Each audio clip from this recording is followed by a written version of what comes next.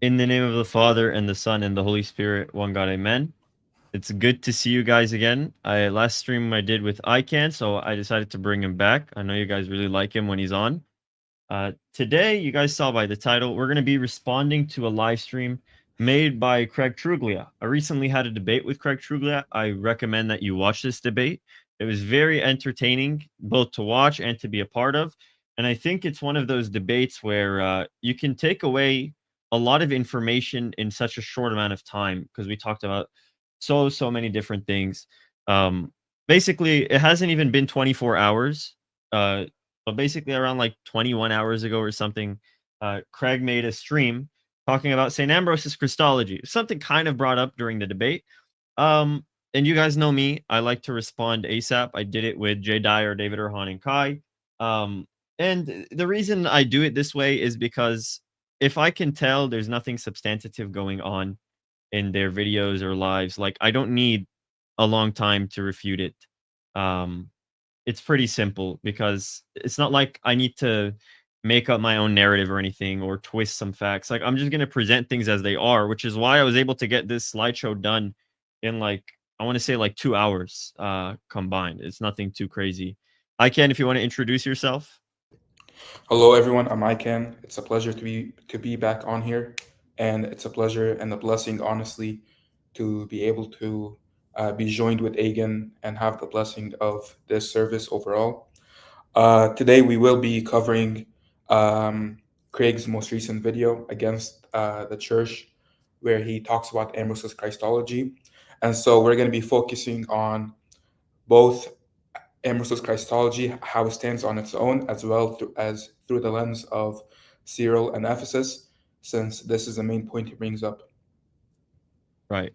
Somebody's asking, why did you delete the review video? So this is talking about the debate. I can will explain this. Let me get the slides up. I can included a bunch of screenshots. And we'll cover this quickly and then get into the video because I don't want this to be just a drama stream. All love to Craig. I don't want any bad blood or to think that this is like a personal attack on him. So if you want to just explain as quick as possible, I can the situation. Right. So, as you guys know, or maybe you don't know, so I'll go ahead and introduce the subject. A while back, there was a debate between Agen and Craig, and it's up on Craig's channel right now. If anybody wants to go and see it, it was a fantastic debate. Props to both sides. It was really good, and I think it will further help the dialogue between our two perspectives. But as was fairly obvious from anybody who did watch it, it was very a clear and obvious win for Agen. Perhaps Craig did do pretty well at the beginning, but overall the debate ended, I would say, badly for him or for his side. No offense to Craig. Craig, he's a great speaker. He's a great apologist, but in this particular debate, he didn't seem to be that confident in his position. And we see this in the conversation that unfolded on Twitter as he analyzed the debate informally on Twitter. And so it started with this. He basically said that he thinks it's a draw, although most of the people on his side are not so sure of it. And most of the people on our side say it was a clear victory. And this is obviously obvious. But if we go on to the next slide, we see here a series of tweets where he further analyzes the subject. I know it might not be very readable to the audience because the screenshot is kind of big, but he starts off with pointing out how in previous debates he has lost, which is, I think, almost a contradiction to the last tweet where he said it was a draw, because he goes on from there to just make a whole point about how even if he loses, he basically gets back up or something. So he starts off with talking about his debate with the other Paul, Protestant apologist, and he says that even though he might have lost one of the debates, he says that ultimately he has the upper hand and basically always recovering. He makes a point that as the debate drags out or as the debate concludes and then they talk or dialogue further, he believes that this is where he actually begins winning. So effectively, he only begins winning when he does damage control. That's basically what it is. He makes the point that his opponents often lock themselves into certain positions which he believes are untenable, and thus he's able to further refute them on those positions later. But this is, and he thinks that this debate was an example of that. He makes the argument that in the debate, Agen was locked into several positions, which, although Craig was not able to refute him on during the debate, uh, he he believes that he will be able to refute him further on Yeah. after the So debate. basically, like it's an eventually kind of thing, because we mentioned this point and this point and this point. Even if he lost, he's just gonna talk about those points he thinks he won on and do further research and essentially damage control. Right. And so in the very last week, the last tweet, this is the one I want you guys to focus on. He says this is not a tease. This is not just an example. This is something he believes and something that he does define.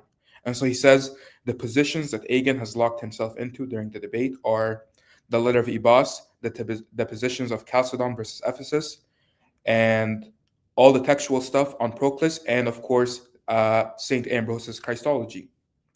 Yeah. So during the debate, So ultimately he's um, saying, during the debate, we mentioned Saint Proclus. He said there was a text which said "in two natures." I corrected him on this, and he's like, "Oh, I'll have to see the textual stuff later."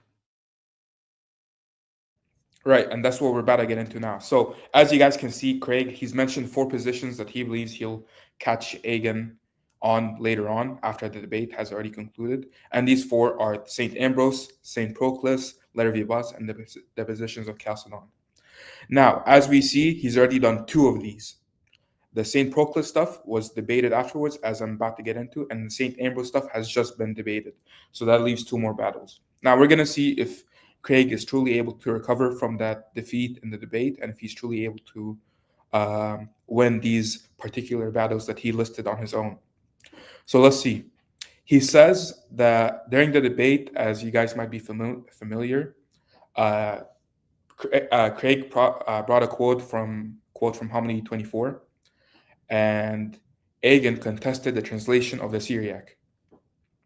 And so Craig said, okay, we'll just talk about this after the debate because we obviously cannot confirm in the moment.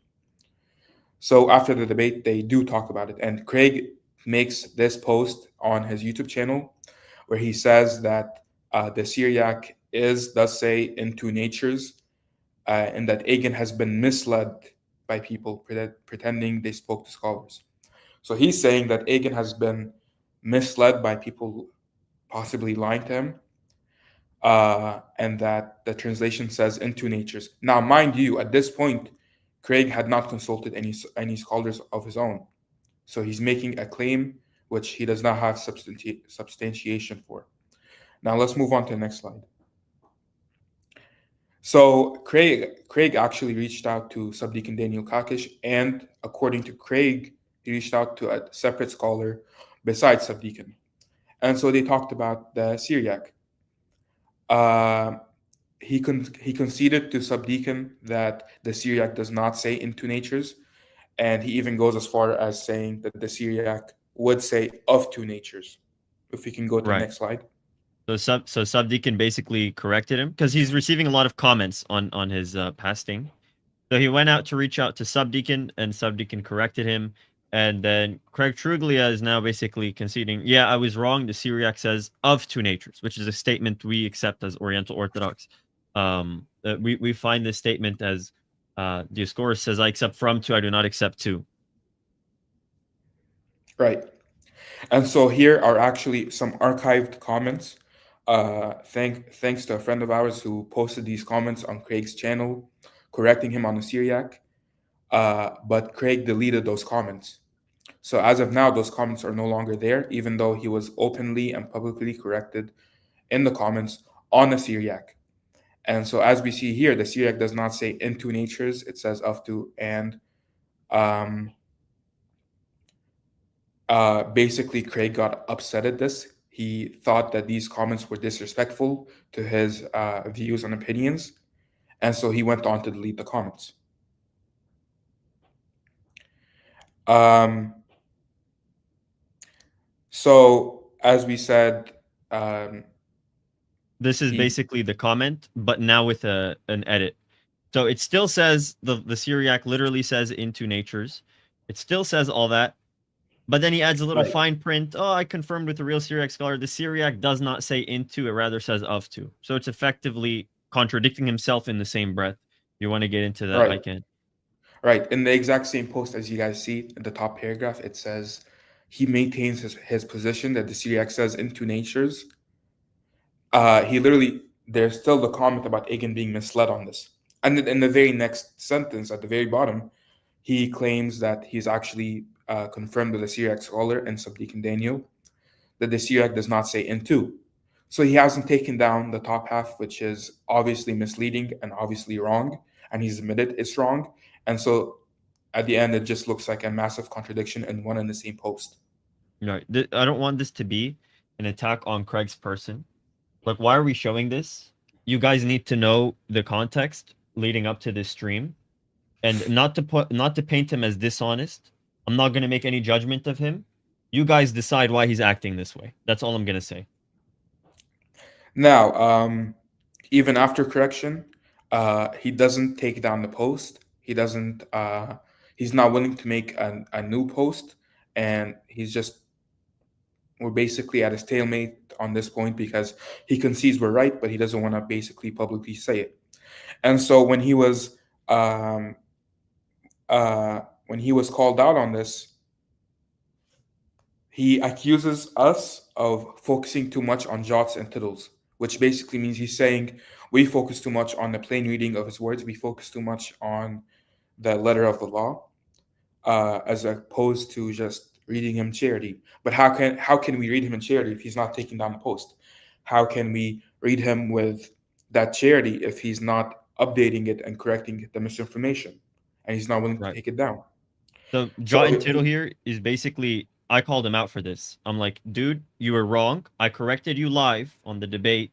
Then Subdeacon corrected you. Then you admit you got corrected. Then you added in fine print you got corrected, but you still kept like the very opening lines of the comment that's still up on your channel. It has misinformation. I call him out on this, and he blames me for focusing too much on Jots and Tittles, focusing too much on the letter of the law. And he blames it on his son, pretty much, which is I don't know why you would do that, but whatever. Mhm. And so someone earlier was asking, why did Agen take down the video of reviewing the debate?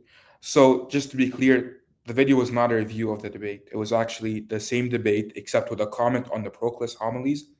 Since he was taking down all the previous comments of the people on his video, and he's not taking down the post, we decided to take matters into our own hands. And so we uploaded the full debate, as well as an introduction explaining the Proclus situation, with evidence that Craig has admitted that we were right. Now, Craig was not happy with this, and he copy striked the video, and that's why the video has been deleted. So to pin this comment, I don't know why YouTube doesn't really show me this channel anymore. It's because we got copyright striked because we exposed the misinformation. He didn't like that. He thought I was personally attacking him. He thought it crossed the line. And he's just getting mad at me, and like someone pointed out, he's blaming it on his son. You know, my words, you shouldn't have taken them too serious when I kept my comment up. And obviously, you're welcome to delete whatever comments you want on your channel. I don't care. But I wanted a free comment section for this debate, and he copyright strike my channel, which is why people are claiming like they can't see my videos anymore. It's basically this is what happens when someone copyright strikes your channel.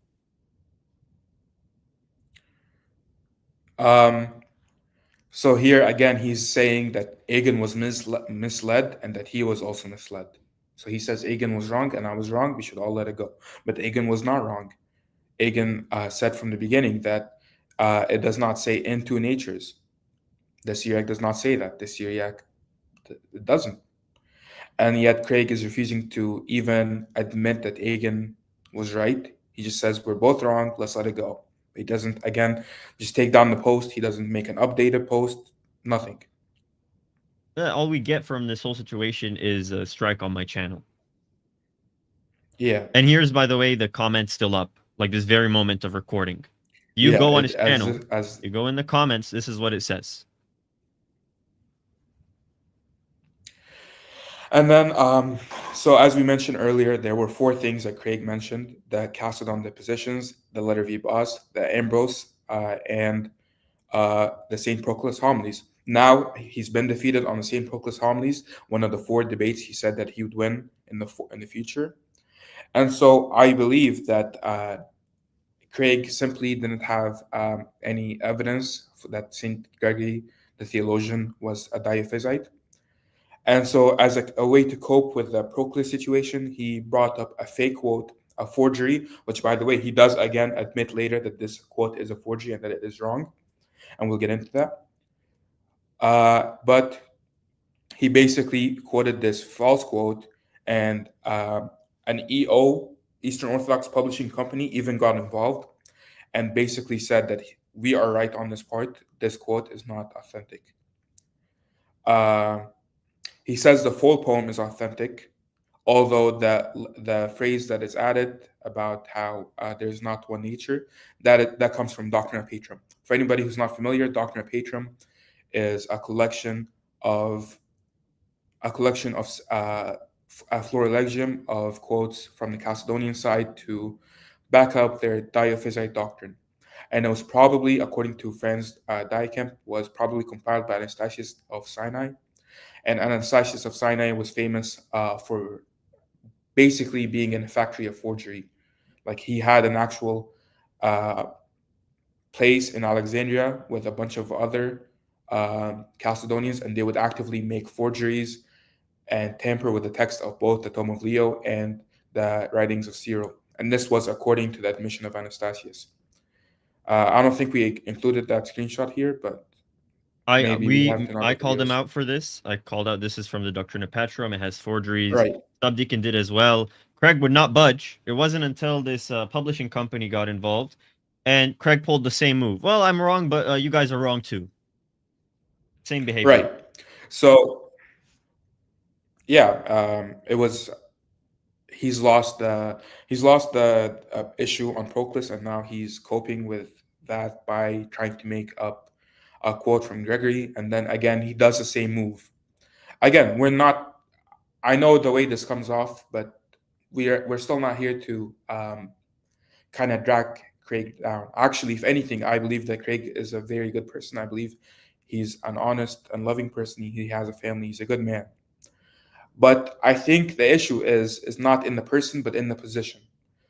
The Chalcedonian position is so indefensible that it makes honest men have to rely on such tactics and positions that it makes it unfathomably indefensible.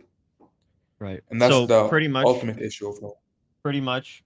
Now this leads into Ambrose. He had 2 attempts to save face after this debate.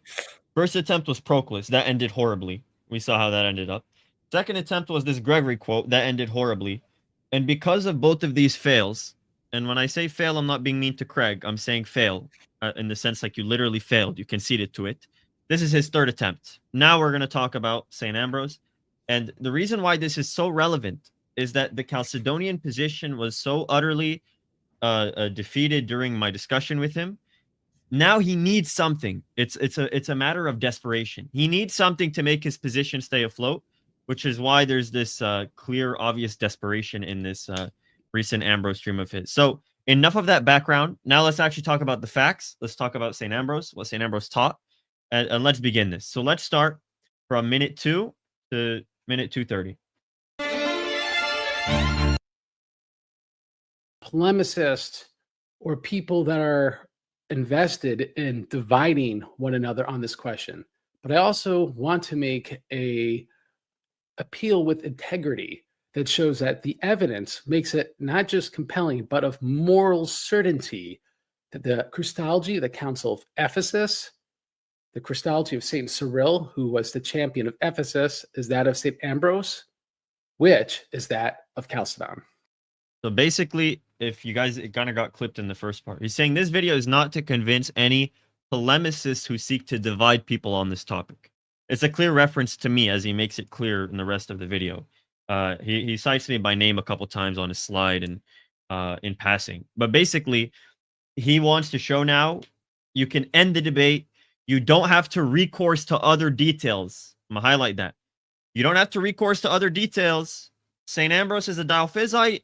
Ephesus accepts his Christology and a Florilegium composed by Cyril. So you don't have to talk about anything else ever again.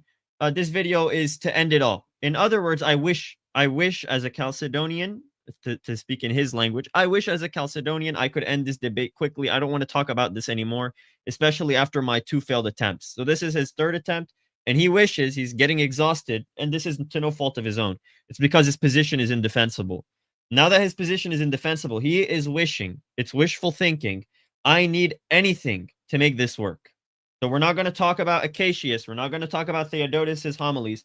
We're not going to talk about the 2 letters to Sexensis. We're not going to talk about the formula of reunion. We're not going to talk about the letter Vibos. We're not going to talk about how Theodoret was exonerated as an Orthodox father and an Orthodox teacher. We're not going to talk about how the 3 chapters controversy started. We're not going to talk about any of that. Ambrose has one quote-unquote diophysite quote in Ephesus. Boom. I don't want to talk about Christology anymore. I don't want to even convince these dividing polemicists. Why is this so foolish? And by foolish, once again, this isn't a personal attack on Craig. I know Craig made a whole fuss about not wanting to attack the person, wanting to attack the facts. I understand that. So I'll try and be a little more lenient with my words today. He's basically saying the Christology of Ephesus is the Christology of Cyril because he's the champion and presider of Ephesus. But Cyril accepts a specific quote from Ambrose at the Council of Ephesus, which means the Christology of Ambrose effectively becomes the Christology of Ephesus. That's his reasoning. This is terribly a non sequitur. If you were to put this in syllogism form, this would not follow through. Why? Let's assume why the premises wouldn't. Let's talk about why the premises themselves don't necessitate this conclusion. Let's assume Ambrose was a diophysite. Let's assume that. He's not, but let's grant that. How do you know when Cyril cited that one specific citation from Ambrose, that's a ratification of his whole corpus from his whole life in the entirety of De Fide? Who reads who in what? Do you read the council in Ambrose, or do you read Ambrose in the council? More than that, do you read the one citing Ambrose in the light of the one citing the Florilegium, making the Florilegium, or do you read the one in the Florilegium to exegete Cyril? You see how epistemically flawed this is. This is a broken way of thinking. It's terrible that even if I assumed Ambrose was a diophysite, this would not follow through. Like, I could literally just end the stream here. I could say, you know what? We'll grant you that Ambrose is a diophysite. It doesn't, the debate isn't over. There's still so much things to talk about. But you guys know me. I will not give the Chalcedonians a single point. We made a whole fuss about the Syriac with Proclus. I'm willing to die on that hill. I'm willing to die on any minor point because the Chalcedonians don't get a single point. Ever. They're not going to get a single point. So we're going to talk about Ambrose in depth in this video. Let's go from 406 to 527.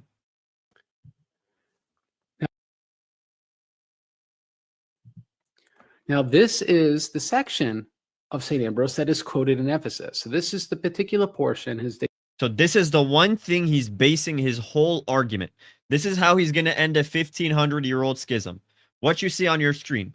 I kid you not. That's it. That's the only thing that he cites from Ephesus to prove the Chalcedon debate is over. This is it.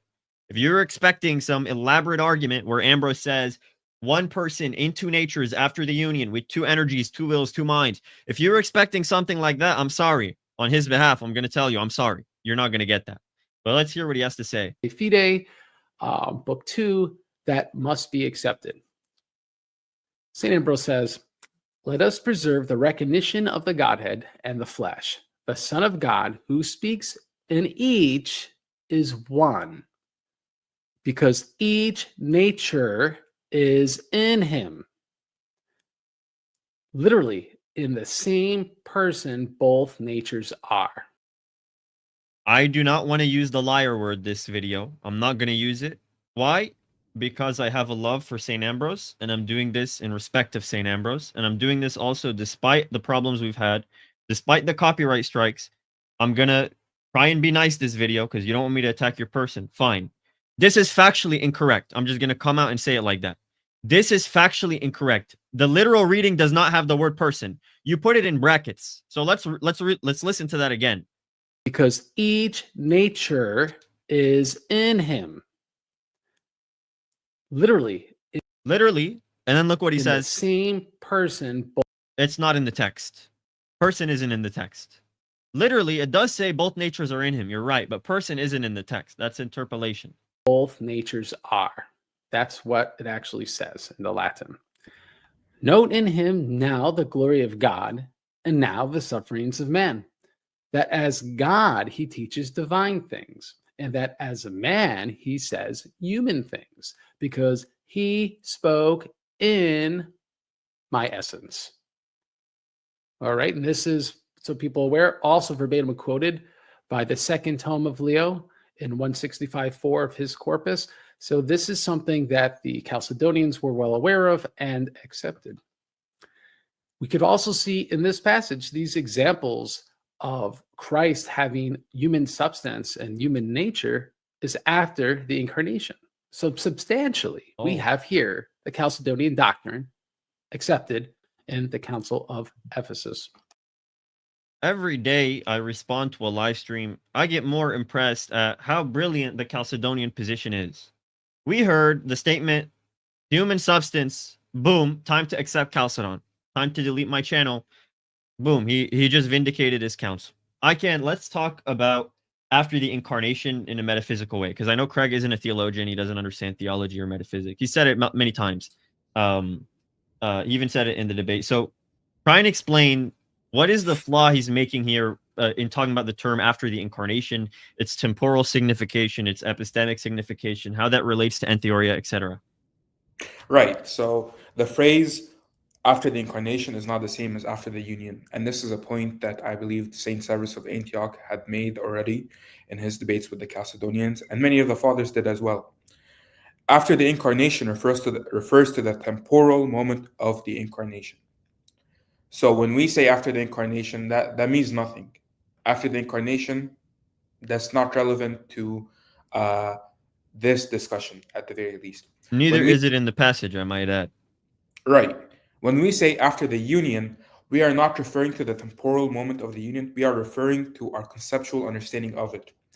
The whole point of the entheoria distinction that you guys might have heard us bring up before, the entheoria division, they've also might have heard us bring up before, and also the phrase after the union, is because this refers to our theologizing about God, our philosophizing about the distinction of the natures and how they came to be. And this is a point that Saint Cyril constantly makes, especially in his letter to Saint Akakis, letter 40. And so ultimately, when we say after the union, we are referring to a logical order of steps. When we say two natures before, we're not saying that there was a moment of time where there was two natures. That would be absurd. That would be like saying that the flesh pre-existed the union. No. So pause right here, iKan. Why this is relevant, guys. He's assuming, because Christ is speaking, and speaking is at a specific moment in history, like we can find it on a timeline. The Gospels are recording temporal moments. This must mean if he's speaking because of a human nature, well, he's talking after the incarnation temporally. That must mean there's a human nature after the incarnation, which is after the union. Boom, Chalcedonian definition. That is his presupposition right now. It's the same presupposition the Cilicians made when they were pressing Sexensis of Caesarea, and Cyril had to respond. Sexensis asked Cyril, can we say he suffered in human nature, not divine nature? Cyril was like, yeah.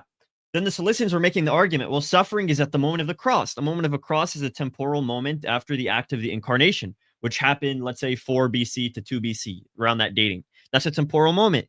He died, let's say, around 30 to 33 AD. That's after the incarnation. So if you're saying he suffered in human nature, you're talking about it after the incarnation. Boom, that's the Chalcedonian definition. And Cyril's rebuttal to that was appealing to entheoria. He's saying, no, this wouldn't follow. It wouldn't follow that you say two natures subsisting inseparably after the union, because we're theoretically dividing. So entheoria, or contemplating before the union, isn't temporal. It's epistemic. That's what iKan's trying to say. If you want to continue on that difference between epistemic and temporal. Right. And so to clarify a little bit on what Agen is saying, to say epistemic, epistemology, this is the understanding of how we come to know something. And so we're talking about here how we come to know that the natures are united, or how we come to know that the natures are distinct, and all this relevant information. So when we condemn, our whole point is that no father ever spoke of two natures after the union. No father has ever said that after the two natures have united, they remain two. Why? Because the very definition of the word union, unitas, comes from the word unit, to be one. And the same in Greek, enosis, comes from the word hino. such as when we say henotheism, which means one God. Right. So one nature in Latin is un natura, or una que substantia, un substantia. In Right. Greek, henosis. Heno means one, sis means becoming. Right. And so the whole point of union is to become one. And so if they're not becoming one, then where's the union? And this is a point that our fathers bring up constantly. Now, to get back to the quote itself, he thinks that just because there's a description of natures, this immediately implies that there are two natures after the union, that basically a union did not happen. What do you think about that, Agen? Easy. Let's play around with his game. Ambrose is cited, so that means we're going to go into Ambrose's corpus, and this effectively ends the debate because Ambrose is being cited at the council, so this is the Christology of the council. Let's pretend we played that game. Theodotus is cited at the Council of Ephesus saying there were not two things nor two natures. Let's talk about Theodotus. I'm going to do his reasoning. Let's go outside of Ephesus. Here's what Theodotus says. There's not diverse essences. The two are no longer two. No longer implies that there's an epistemic moment where you do speak of two, but it's no longer two or no longer considered two after the union. So look, Theodotus is cited saying something like there's not two natures after the union at the council. And outside of the council, he says there's not essences. Imagine if we played that lazy game, how quickly we could just not talk about anything else. We wouldn't have to talk about anything. The letter of Ebos, the composition of the Creed of Chalcedon, the Theodoret, the three chapters controversy, Maximus and Damascene's Christology, my critique on the metaphysics of enhypostaton, how enhypostatization leads to a changed God. Like, imagine how lazy this would be if I made a stream saying Theodotus ends the debate, I cite this, and then I cite this and end the stream. Like, that's so lazy. Forgive me. But let's continue exegeting Ambrose. This is from St. Cyril. So I was talking about the Cilician controversy. Here's the text in context. If this is the case, how can we deny that the two natures subsist inseparably after the union? So same argument. Cyril conceded, you can say you suffered in human nature. Then they made an argument. Doesn't that mean there's two natures after the union? He says, no, this is a bad objection. They want to show that the idea is foolish of one nature. They want to argue two natures subsist. They forgot, however, it is only those things that are usually distinguished at more than a theoretical level, which split apart from one another in differentiated separateness and radical distinction. Here is where Craig's argument is going to get silenced from the very beginning of the stream. Pay attention to this part bolded in blue. Let us once more take the example of an ordinary man. So now he's giving an example of this theoria distinction, this only theoretical level. We recognize two natures in him. And then what does he say? We understand them to belong to one man. This is why the two are no longer two. What do I say to this? He says verbatim the same statement we found in Ambrose.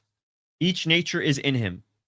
Cyril says the same thing about a man. We recognize two natures in him, in theory, but the two are no longer two. What do you think, iKan?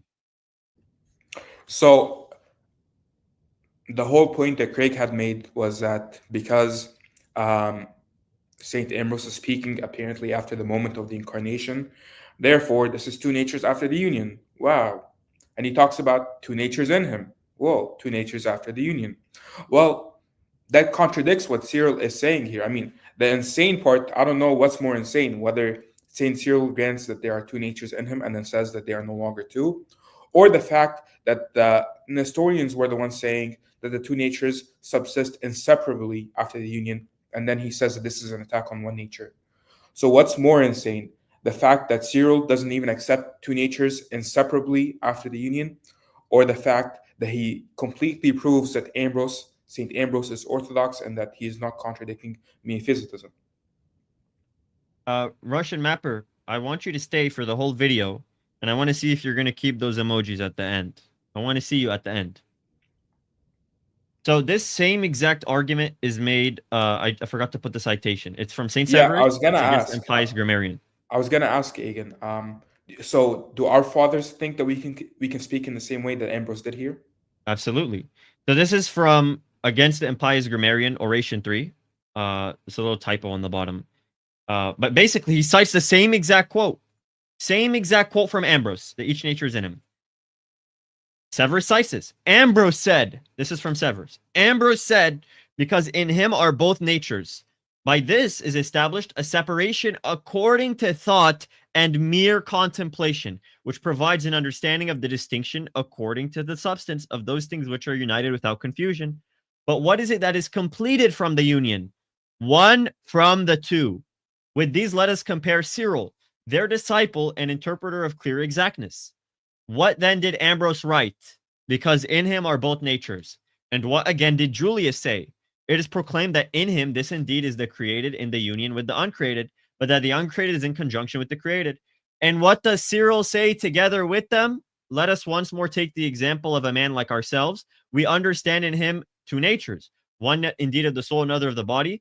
But when by mere thoughts we have separated them, and by subtle contemplations or mental notions, we have apprehended the distinction, we do not set the natures apart, nor again allow the full force of the division to rest upon them, but we understand them to be one, so that those two natures are no longer two, but both are completed into one living being. Same exact argument. He cites Ambrose, saying two natures are in him. He cites Cyril, saying two natures are in him. Then he completes the sentence. Cyril says the two are no longer two, because one is effected from the union. Yeah, and a funny little story about this. Actually, Agen called me before we even started working on this, and he said he gave me basically an outline of how he wanted to respond. And so we went through it quote by quote. And at the very first quote, he brought up how Saint Cyril in the letter to Sacensis, he makes the exact point about how about how two in him does not lead to two natures after the union, because there's one composed of two. And so I was like, when I heard that, I remembered exactly the very fact that Saint Severus of Antioch, the great saint, in his works against the grammarian, John the grammarian, he makes this exact same point. And how does he respond? By quoting Cyril. And so he makes the point that Cyril is speaking the same exact way as Ambrose. What's interesting here is that Craig also makes the same statement. Craig says Cyril and Ambrose say the same thing, and he's going to show this further throughout the video. Well, great. That's honestly perfect. Saint Severus also says that Cyril and Ambrose say the same thing. And how we know this is what he says at the very end, so that those two natures are no longer two, but both are completed into one. That is the faith. And Severus actually flips it against the Miaphysites. He compares Ambrose to the tome. Nor did the blessed Ambrose, as the tome of Leo did, need to distribute the sayings to each nature and say, it is not of the same nature to say. That's from the tome. I and the Father are one, and to say the Father is greater than I. But knowing that one and the same is God and man, not divided by a duality of natures after the union. Ambrose says, one and the same Son of God speaks in both, because in him are both natures. The same speaks, yet not always in the same manner. It's the same Latin word for the word same here. Leo is saying it is not the same, blah, blah, blah to say. And then Ambrose saying the same says, but not in the same way. And you also find this in Cyril. Cyril says he does things in one way and another way, but not as one and another.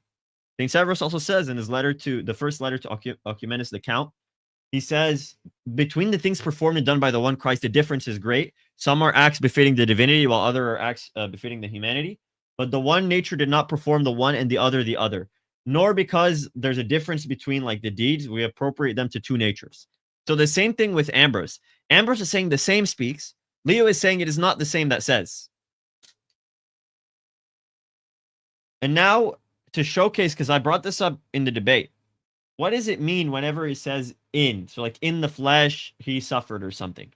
Cyril explains, it is quite clear that the expression in the flesh is simply equivalent to according to the flesh, in just the same way that the expression in the divinity is equivalent to according to the divinity. And then also in the same context of speaking in the Thesaurus, Cyril says, he speaks as man, he also speaks as God, having the authority in both. That is according to both of his ways of speaking. Let's continue.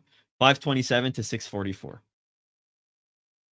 Now, this is really summarized before we really unpack St. Ambrose in a lot of context. So I want people just have an idea, well, how would St. Ambrose respond to maybe the idea of one nature Christology? Well, we do have an example of this on the mystery of the incarnation. And look what St. Ambrose says here in paragraph 49.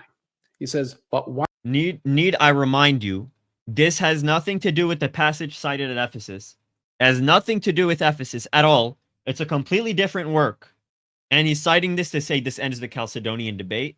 Because one passage that rests his whole entire case was covered at the beginning of the stream. One passage cited at Ephesus, which we just refuted. While we refute these, others arise who say that the flesh and the divinity of the Lord are of one nature. What kind of blasphemy did hell vomit forth in this? Now the Arians are more tolerable, whose heresy gains. Remember the statement, the Arians are more tolerable, because we're going to see how much that helps your case, Mr. Craig. Through strength through these people, so that they assert all the more forcefully that the Father, the Son, and the Holy Spirit are of one substance. Because these ones have tried to claim that the Lord's divinity and flesh are of one substance. Furthermore, when they say that the Word was changed into flesh, hair, blood, and bones, which was altered from its own nature, they give the Arians an opportunity to twist the weakness of the flesh into a weakness of the divinity, as if some change occurred in the divine nature. We also see this in the same book, paragraph 51. The authors of all these errors are those who have said that the divinity and the flesh of the Lord are of one nature. For I've read something I would not have believed had I not read it myself. So let's respond to these quotes. Ambrose in On the Incarnation is refuting people who are saying the flesh and the divinity are of one substance or of one nature. And he's saying the Arians are even better than these guys because the Arians don't even go this far when they deny that the Father and Son are not of one nature. So he's making a comparison. The Arians are denying consubstantiality between Father and Son, and he's saying this is better than affirming consubstantiality between the Word and the flesh. That's his argument. Literally, that's his argument. The Arians are now more tolerable, whose strength of perfidy grows through these arguments as they assert with greater contention that the Father, Son, and Holy Spirit are not of one substance. Because these others, so this is who he's refuting, attempted to say that the divinity of the Lord and the flesh are of one substance. What's the meaning of one substance, iKan? Is that miaphysitism? What is miaphysitism? People who don't know. So to say of one nature or of one substance was attributed to the Apollinarians, who St. Ambrose is refuting here. If you guys have ever looked into the writings of St. Gregory of Nyssa against the Apollinarians, you'll see that St. Gregory, he always makes a point that they teach that the two natures are one from the very beginning, from before time. So their Christology is that the natures are consubstantial. This is why they also say that the flesh came down from heaven, that the human nature is eternal. So for the Apollinarians, the Word and the flesh are consubstantial. They have the same substance, which is why they say they're of one substance. Do we say that the divinity of humanity of Christ are of one substance or of one nature? No, we don't say that, because we say the Father, Son, and Holy Spirit are of one substance. We say the Father, Son, and Holy Spirit are of one nature. We say all us humans are of one nature. To say of one nature indicates consubstantiality. And this is a Literally, that's the argument he's making. The Arians are denying tridological consubstantiality, which makes them better than Apollinarians who affirm Christological consubstantiality. Yeah, and so this is why he says the Arians are better. Now, remind me again, Agen, were the Arians? We'll get to that. Okay, hold on. We'll get to that later. Okay. For that which is of the same substance is one, and since it is one, surely the Son, being of the same substance with the Father, as the Nicene Synod set forth, they believe not one person, but one divinity in the Father and the Son. Therefore, if they say that his flesh, which was the flesh of the Son of God, was of one substance, they themselves fall into foolishness of vain assertion. So he's comparing the Arians deny consubstantiality in the Trinity, but the Apollinarians are worse because they affirm consubstantiality in the Incarnation. Now, we don't affirm this. Even your own saint says this, it won't work as an argument against us. John of Damascus says, if they say that the things that are united are one, listen, for things that are united are not one in every way, but as they are united. What does that mean, iKan? So to say, again, as we mentioned earlier, in the Greek and Latin, and in any language, I guess, to be united means to become one, to be a unit. That is what it means. And so this is a concession that even John of Damascus had to make in Contra Jacobitis, against the Jacobites. That was the name for our church in the ancient times. He says, if you say the things are united, are one, listen, for the things that are united are not one in every way, but as they are united. So whatever category, in whatever way a union happens, that union makes it one. If we say the natures are hypostatically or naturally united, as the Council of Ephesus says, that means they are one hypostasis and one nature. That is what it means to be a union. Now, that does not mean that they are one in every way, as he says. For example, that does not make them one essence. That does not make them one set One of in properties. consubstantiality. What it exactly what it does make them is one nature, because in that the union is natural. Right. So this is a good explanation from Michael the Syrian. Michael the Syrian says no one of those who investigated Christ has ever said that his divinity and humanity are of one nature. However, they said one united nature of the Word of God or one nature of Christ, who is a composite of two natures, and that Christ is one compound nature and one hypostasis.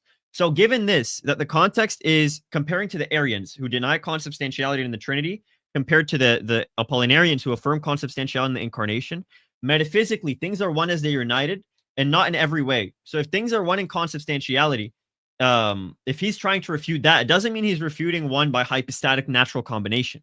He's refuting an essential unity, not a hypostatic unity here, which we miaphysites don't say. No miaphysite has ever said the Word and the flesh are of one substance or they are consubstantial. We don't say that. We say that they compose one individual nature, but they don't have essential consubstantiality. So this is what Ambrose is condemning.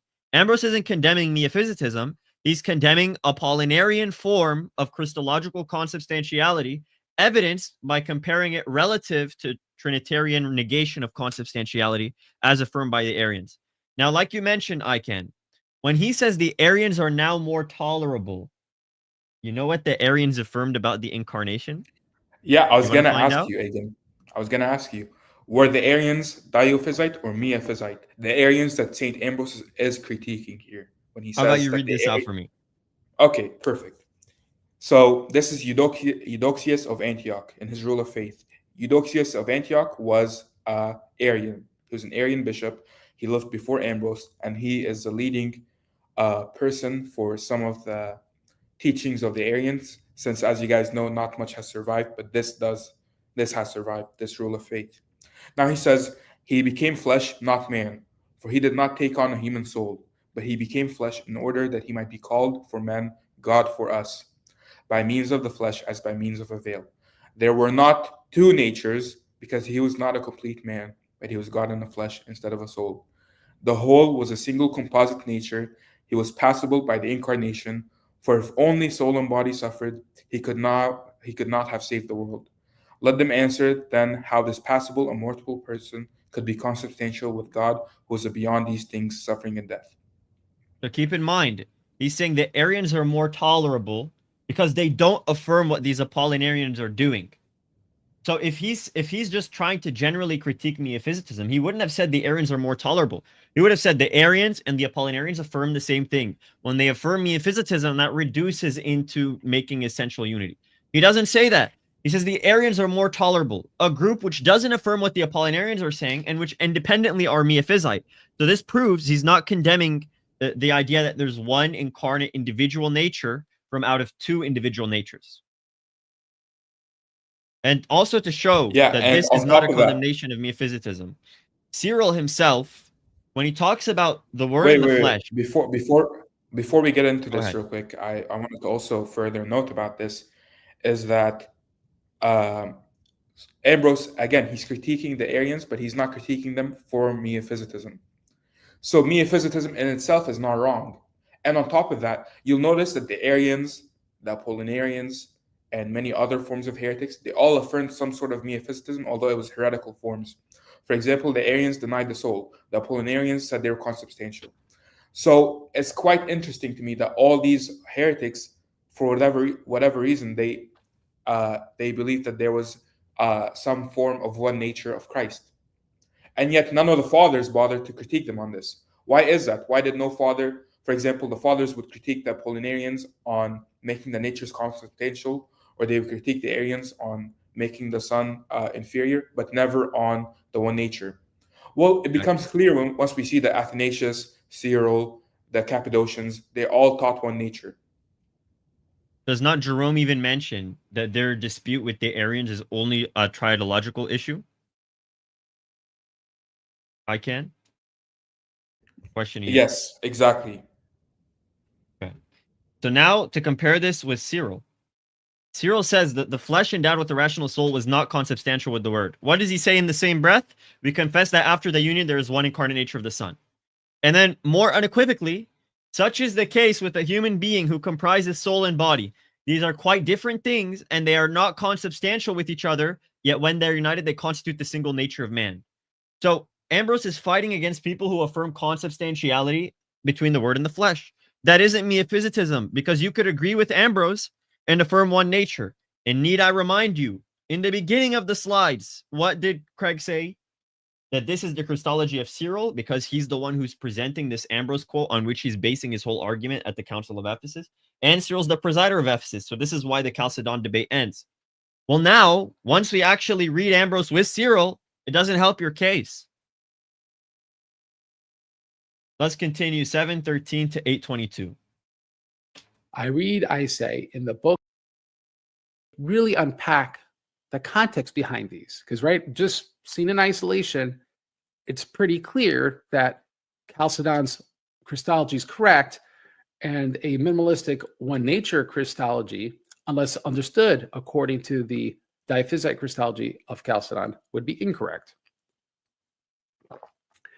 But the cautionary tale of Humpty Dumpty is very helpful. And we all know it. It's the childhood tale. Humpty Dumpty sat on a wall. Humpty Dumpty had a great fall. I'm sure he heard it when his son was jumping on his phone while he was saying the Syriac says in two natures. Because it's a childhood tale, isn't it? I just want to point out, like, why are you going to such an extent at being this shady? Can you not just present your point without making these childish appeals? Literally, this is a childish appeal. But let's hear what he has to say. All the king's horses, all the king's men could not put Humpty Dumpty back together again. And the moral of the story, some things, when broken, no matter the effort, cannot be fixed. And so that's what we see here. We see what St. Ambrose poses, and you could put lots of effort to try to recontextualize what is stated here in order to justify a more than millennium-old schism. But what you can't do is put Humpty Dumpty back together again. What St. Ambrose said is clearly what he said. And we're going to... It's clear on account of Craig Truglia's authority. That's how clear it is. It's clear because Craig said so. Make that abundantly clear in this video. Let me tell my own Humpty Dumpty story. Humpty Dumpty said the Syriac said in two natures. Humpty Dumpty got corrected. Humpty Dumpty kept his comment up. Humpty Dumpty copyright striked my video when I exposed this. Humpty Dumpty still kept his comment up. Humpty Dumpty blamed it on his kid and accused me for focusing too much on jots and tittles. Then Humpty Dumpty conceded on Twitter again. And then Humpty Dumpty tried to get a Gregory quote that said not one nature. Then Humpty Dumpty conceded on that. Then Humpty Dumpty lost the debate when it talked about the letter V boss, talked about Theodoret, talked about everything that has to do with the Chalcedonian schism in a compact form. And now he's running to an Ambrose quote from Ephesus, trying to tie that back into De Fide, and then get a general picture of Ambrose condemning consubstantiality between the word and the flesh. You're right. You can't put it back together. That's my own version of the Humpty Dumpty story. Let's continue. From 1101 to 1253.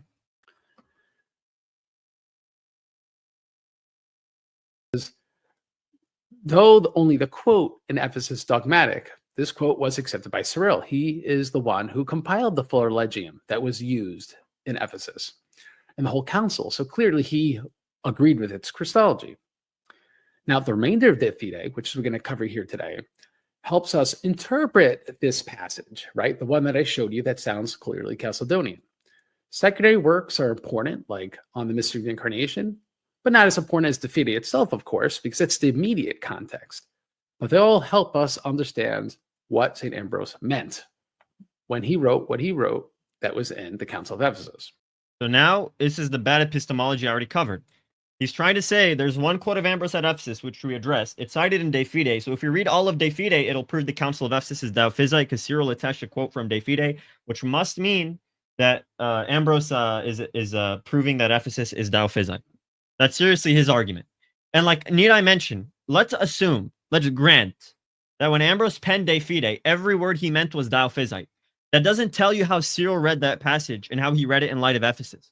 This is really bad of an argument. It's epistemically bad.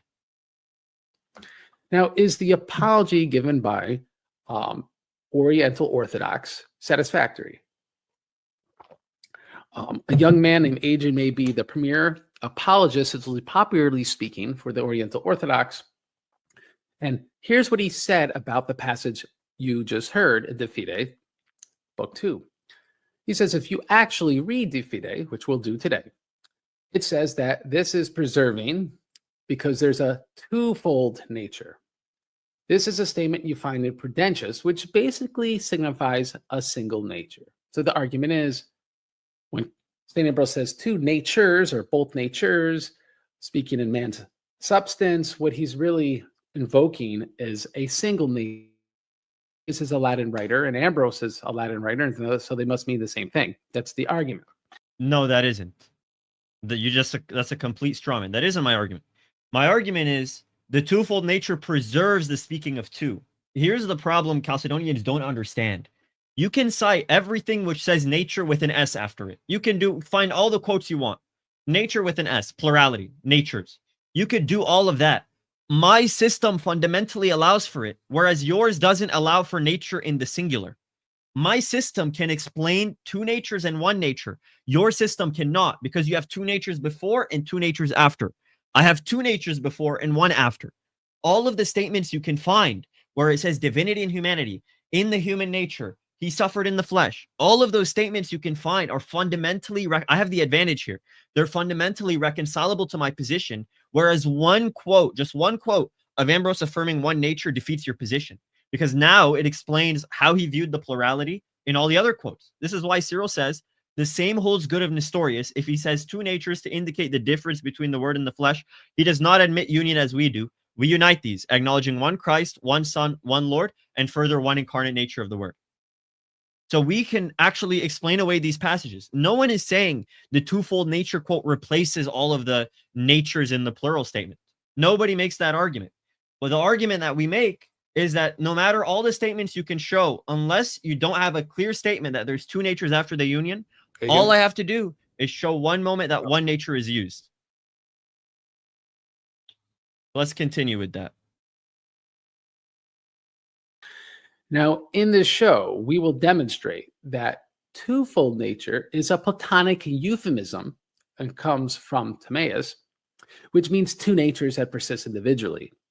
So we'll get into detail on that. Agen says in response to the passage we just read in Book 2, as for the speaking in both natures part in De Fide, according to Cyril, in the flesh in De Fide is simply equivalent to according to the flesh. Now, as we'll show in this show, in both is meant by Ambrose pertain to two concretely different natures in theory, according to the Orthodox Assumption doctrine. This is a concession right here. He's now conceding whenever Ambrose is indicating duality or plurality, it's in theory. He conceded this. This is a big, big issue for the entirety of the debate. All right, so you'll notice when we go through this stream that the categories that St. Ambrose uses are explicitly the same categories of thought that Eastern Orthodox use today. Let's talk about that. So here's where I cite Ambrose saying twofold substance. Here's the context of that passage. As I said above, since he had proposed a twofold substance in Christ, so that you may understand what? Both the divinity and the flesh. So one thing is foundational for how you understand the two things. And he conceded, he's talking about entheoria. This is the concession right here. In both is meant by Ambrose to pertain to concretely different natures in theory. That's a concession. Now, Agen says, according to De Fide, both unions are in one nature, and in the sacrament of the incarnation, he says, the holy prophet David describes the giant because that twofold and twin nature, which is one, a share of divinity in body. So see the preceding, he's saying that the twofold nature is really what is being invoked when St. Ambrose speaks of natures in the plural. All right. We will see that Ambrose explicitly denies one nature. So, and sorry, guys, if I keep pausing. I don't want this to get copyright strike like last time. So I have to keep pausing in between and continuing.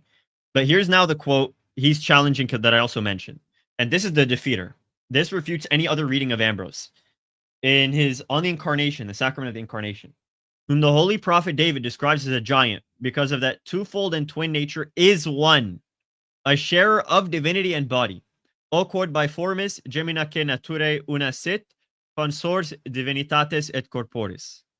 So the twin nature is one, it's a sharer of divinity and body.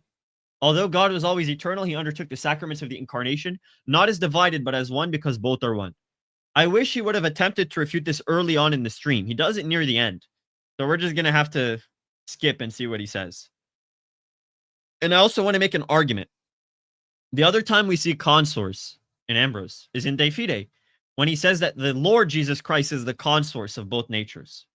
So here he's saying the twin nature, which is one, is the consors of both natures. Here he's saying Christ is the consors of both natures. So which is it? Well, this indicates that this twin nature that is one signifies the single subject of the same category of its constituents. So anytime we see human nature, divine nature, these are constituents to the twin nature, which is one, because both natures are in him. And who's the him? The one incarnate nature of the word. This is why our system is so beautifully thought out and explained by St. Cyril. It's one hypostasis made from two hypostases. This is really not a tenable argument. Now, I obviously cannot anticipate the future, but I do think any bad polemics I've noticed from across Protestant, even Eastern Orthodox polemicists, Roman Catholics, and Oriental Orthodox make arguments kind of like the following, and we want to avoid this. I'm not going to try to address all these sort of arguments that could be made. So when polemicists don't have the facts, their refutations rely on personally attacking or calling the person a liar instead of simply incorrect. So, for example, they say Craig's a terrible person instead of saying this and this video is incorrect. Which is what, remember, whenever people would comment trying to correct him, like somebody just said you were dishonest and he deleted the correction. Craig doesn't like that. Fine. I'll try not to use that language throughout the stream. I don't think I called you a liar on this stream, but fine, fair enough. I should attack your position rather than your person. That's normal etiquette whenever we're talking about any theological topic or whatever it may be. Fine. I did call you a liar before because of the whole situation that happened, and I hope you're not upset with me about that. All I'm trying to show is that you made a mistake. You didn't want to correct it. The only thing I'm going to assume is bad faith. And that's my assumption. I could be wrong. Like I said, I have nothing but praise to give you. iKan himself said it. You're an honest person. You're one of the more honest ones. I don't want this stream you to think that we're just attacking your person. Please try and actually engage with what we're saying. When they're doing this is an indication that they know they're wrong. Otherwise, they would just make an argument based on the facts. They will make appeals, which I call to endless specificity. So they'll say, this is not specific enough in St. Ambrose, so this leaves the door open for us to reinterpret him. And there's a certain point where we have to be reasonable and say, this sounds pretty specific. We have to take St. Ambrose at his word. According to who? He's begging the question. There is a specificity we need. Do you know why? iKan. What is the importance of writing a creed in light of Canon 7 of Ephesus and the whole mess leading up to Chalcedon? What does a creed functionally do and why? So a creed was the main way that we catechized catechumens in the early church. And it was the singular most statement that had to be confessed in order to be entered into the Orthodox Church. Now, the Council of Ephesus, when it saw that many people were creating falsified creeds and creeds that were not acceptable, specifically the Creed of Theodore of Mopsuestia, it decreed that no addition can be made further on from now on to the Nicene Creed, and that no creeds can be made in this place. Now, did Chalcedon follow this canon? What do you think, Agen? Absolutely not. The bishops in session 1, like 8 people said, we can't write a new creed. What are you talking about? This violates the canons. Even in light of them saying, like, even if it's the same faith, you still couldn't write a new creed. You're on mute, iKan. Yeah, exactly. Okay. So let's continue with this. And the reason why I bring this up is this endless specificity thing. You trapped yourself when your fathers wrote a creed. You would expect at least one father says what's in your creed in two natures. You would expect that is the specificity we need. That's it. That's what would end the schism. What have you appealed to, Craig? Homily 24 of Proclus, which you conceded. What else do you have in your arsenal? Letter 32 of Gregory of Nyssa to the monk Philip, only found in Leontius. What else do you have in your article, in your arsenal? Oration 38, paragraph 13, translated by Philip Schaff to say into natures when the Greek says ek diophysis. That's all you have. When you guys wrote the creed, you gave us the criteria of specificity to find out who's a Chalcedonian and who isn't. That also applies as a standard over the fathers. All we need is for you to show me Christ is acknowledged in two natures after the union. That's all we need. Showing two natures are in him, or he does this in the flesh, or he does this in the divinity, or he's perfect according to both. That doesn't appeal to the creed. There is no endless specificity. I'm telling you what you need to show me, that Christ as a person is acknowledged in two natures after the union. I can show you so many places where what's found in the 12 anathemas are found in all the fathers, where homoousios is found pre-Nicaea. You can find those terms, but you can't find this in two natures thing. You can't find two natures after the union. And what's more important is, on the contrary, we find multiple statements from multiple fathers denying two natures after the union, or just saying the opposite, which is one nature after the union. Right. Which is a big deal in case anybody tries saying that, well, other statements weren't found before this point of time, blah, blah, blah, blah. Well, that's not the point we're making. The point we're making is that not only is there a lack of evidence, there's a contrary evidence on multiple fronts. This is something that is undeniable at this point, and I find it pathetic that there's any attempt to try to defeat this point. It's literally, his argument is, I'm just going to brainwash you, show you many quotes where Ambrose says human nature, or according to the human nature, according to the divine nature, according to the flesh, and just assume that's the plain reading, because the Orientals are going to appeal to specificity. But come on, bro, it's just a plain reading. Trust me, bro. We all have eyes. It's a Protestant mindset. It's just, please leave me alone. I'm not here to convince you, you polemicists. Just let me be. I need this. That's the sense I'm getting. This is the vibe I'm understanding from this. He needs this more than anything.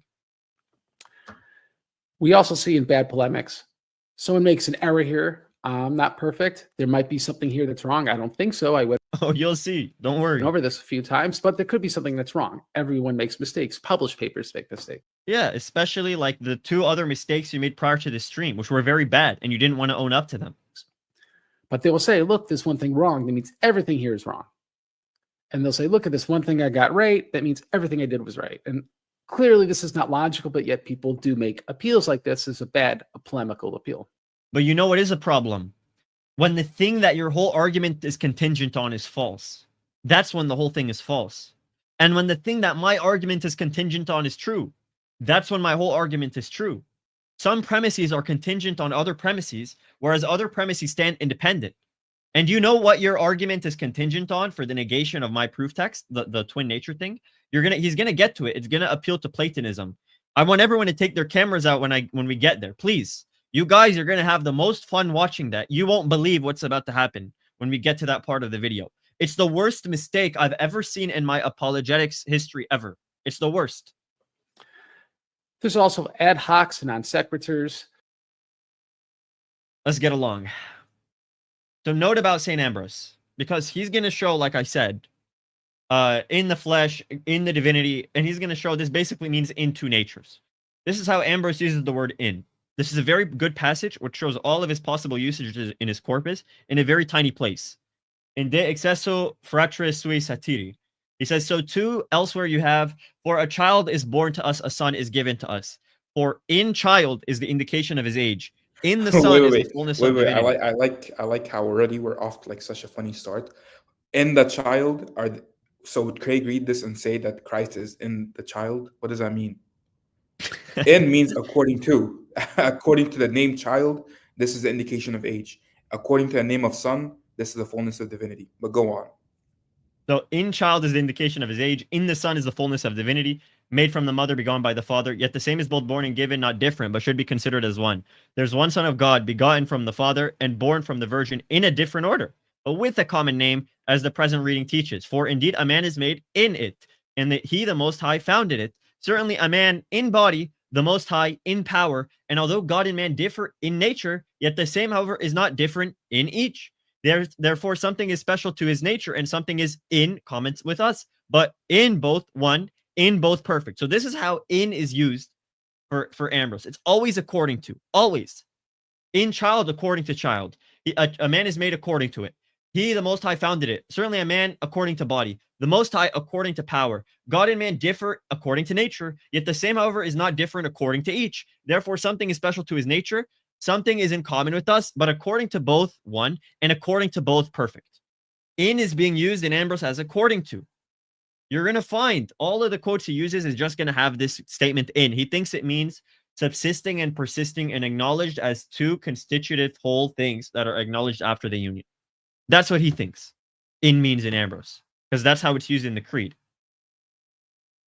Again, Cyril says, in the flesh is simply equivalent to according to the flesh, in just the same way that the expression in the divinity is equivalent to according to the divinity. So now let's blast through the quotes for the sake of time. Look, the God who anoints and God who in the flesh is anointed, in the flesh, taking upon him the nature of mankind. Oh, time to sign on to Chalcedon, guys.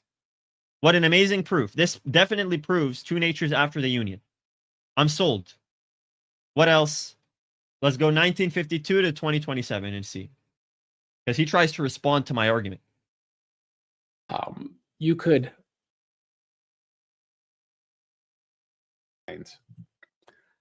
So we saw the Oriental Orthodox apology, as sort of speaking in both natures, according to Cyril in the flesh. Keep in mind, he's citing from the debate. If you wanted to make a response to the debate, that's cool. But notice, he's doing exactly what he said on Twitter. I lost the debate, but I'll win the battle eventually. And this is what he's doing. He has to cite when I'm timed in 5 minutes, and I have a partner with me who I want to have a word in. He's citing mere statements like this and making a whole presentation on it. So this, look at how he's going to try to respond to what I said during the debate. Simply equivalent to according to the flesh.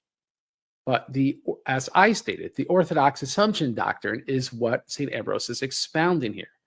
In is in the Latin. Secundum is the word according. That is also used by St. Ambrose.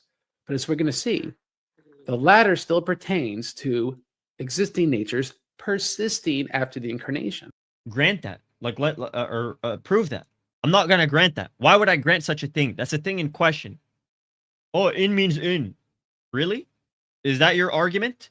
Okay, I guess he's inside of a child. He's inside of the sun. The sun is inside of the sun.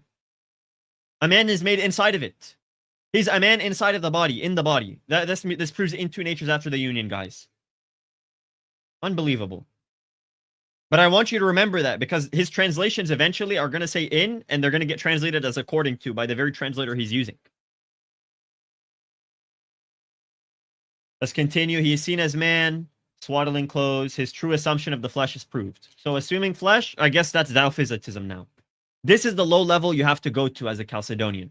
You get one quote from Ambrose at Ephesus, and then you go into De Fide because they cited one passage from De Fide, and just find human nature being spoken of, and boom, just assume that's talking about two natures after the union, and boom, time to sign on to Chalcedon.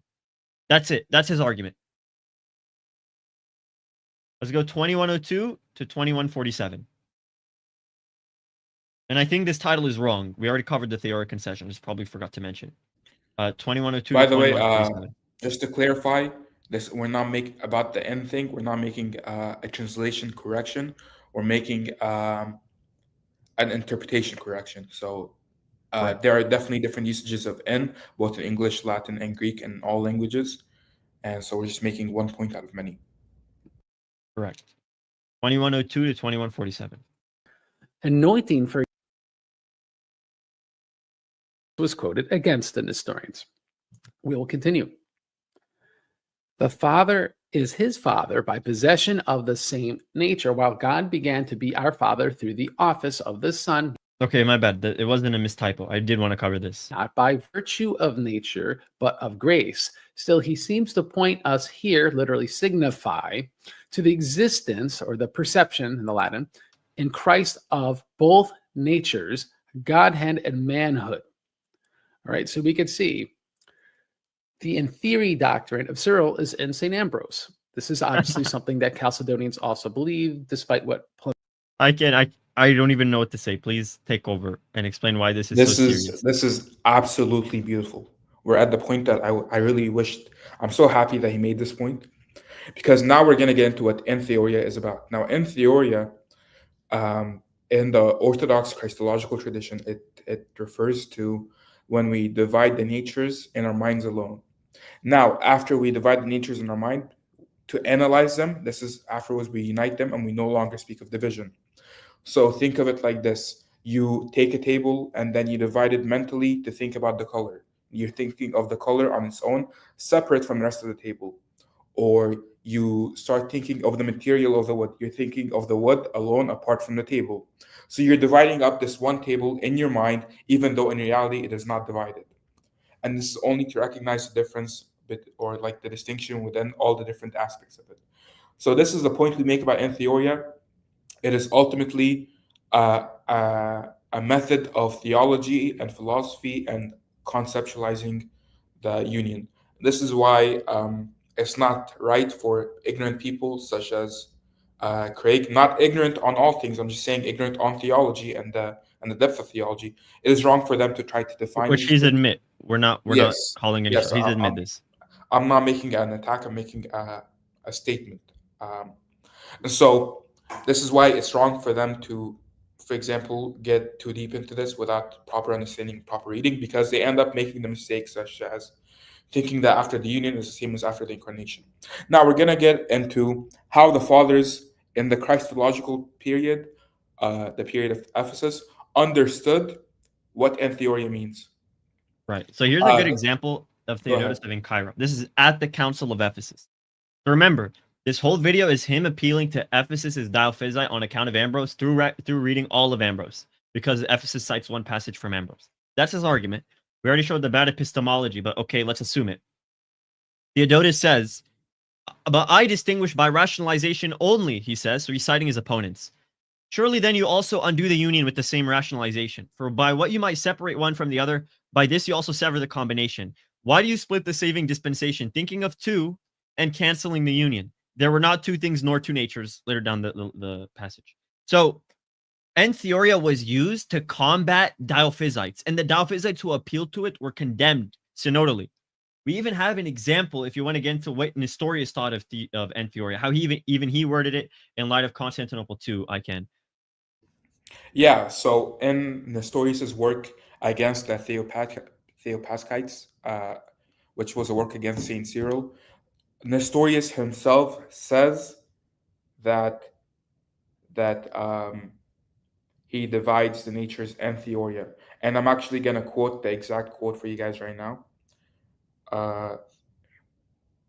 If I can find it real quick. But basically, until I find it, he makes the Nestorius himself was using the entheoria Christology, and the way he uses it is that he continues to make the division after the union, but he claims only in conceptualization. So he conceives of a division in his mind, but he continues to make this division after the union. So when he speaks of two natures through division, he speaks of two natures still after the union, and likewise the division remains after the union. But they always say, "Oh, but I mean entheoria. I'm talking about entheoria. You can't accuse me of anything because I'm saying entheoria." Well, no.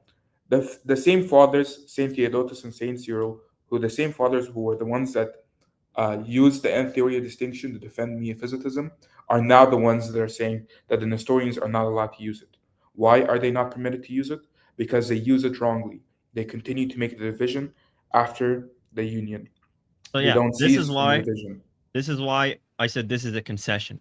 Once he's granting that, he's speaking of a perception, an in theory of the two natures. In light of Ephesus and in light of the second letter of Sixcensus, which we showed, this abolishes the duality after the union.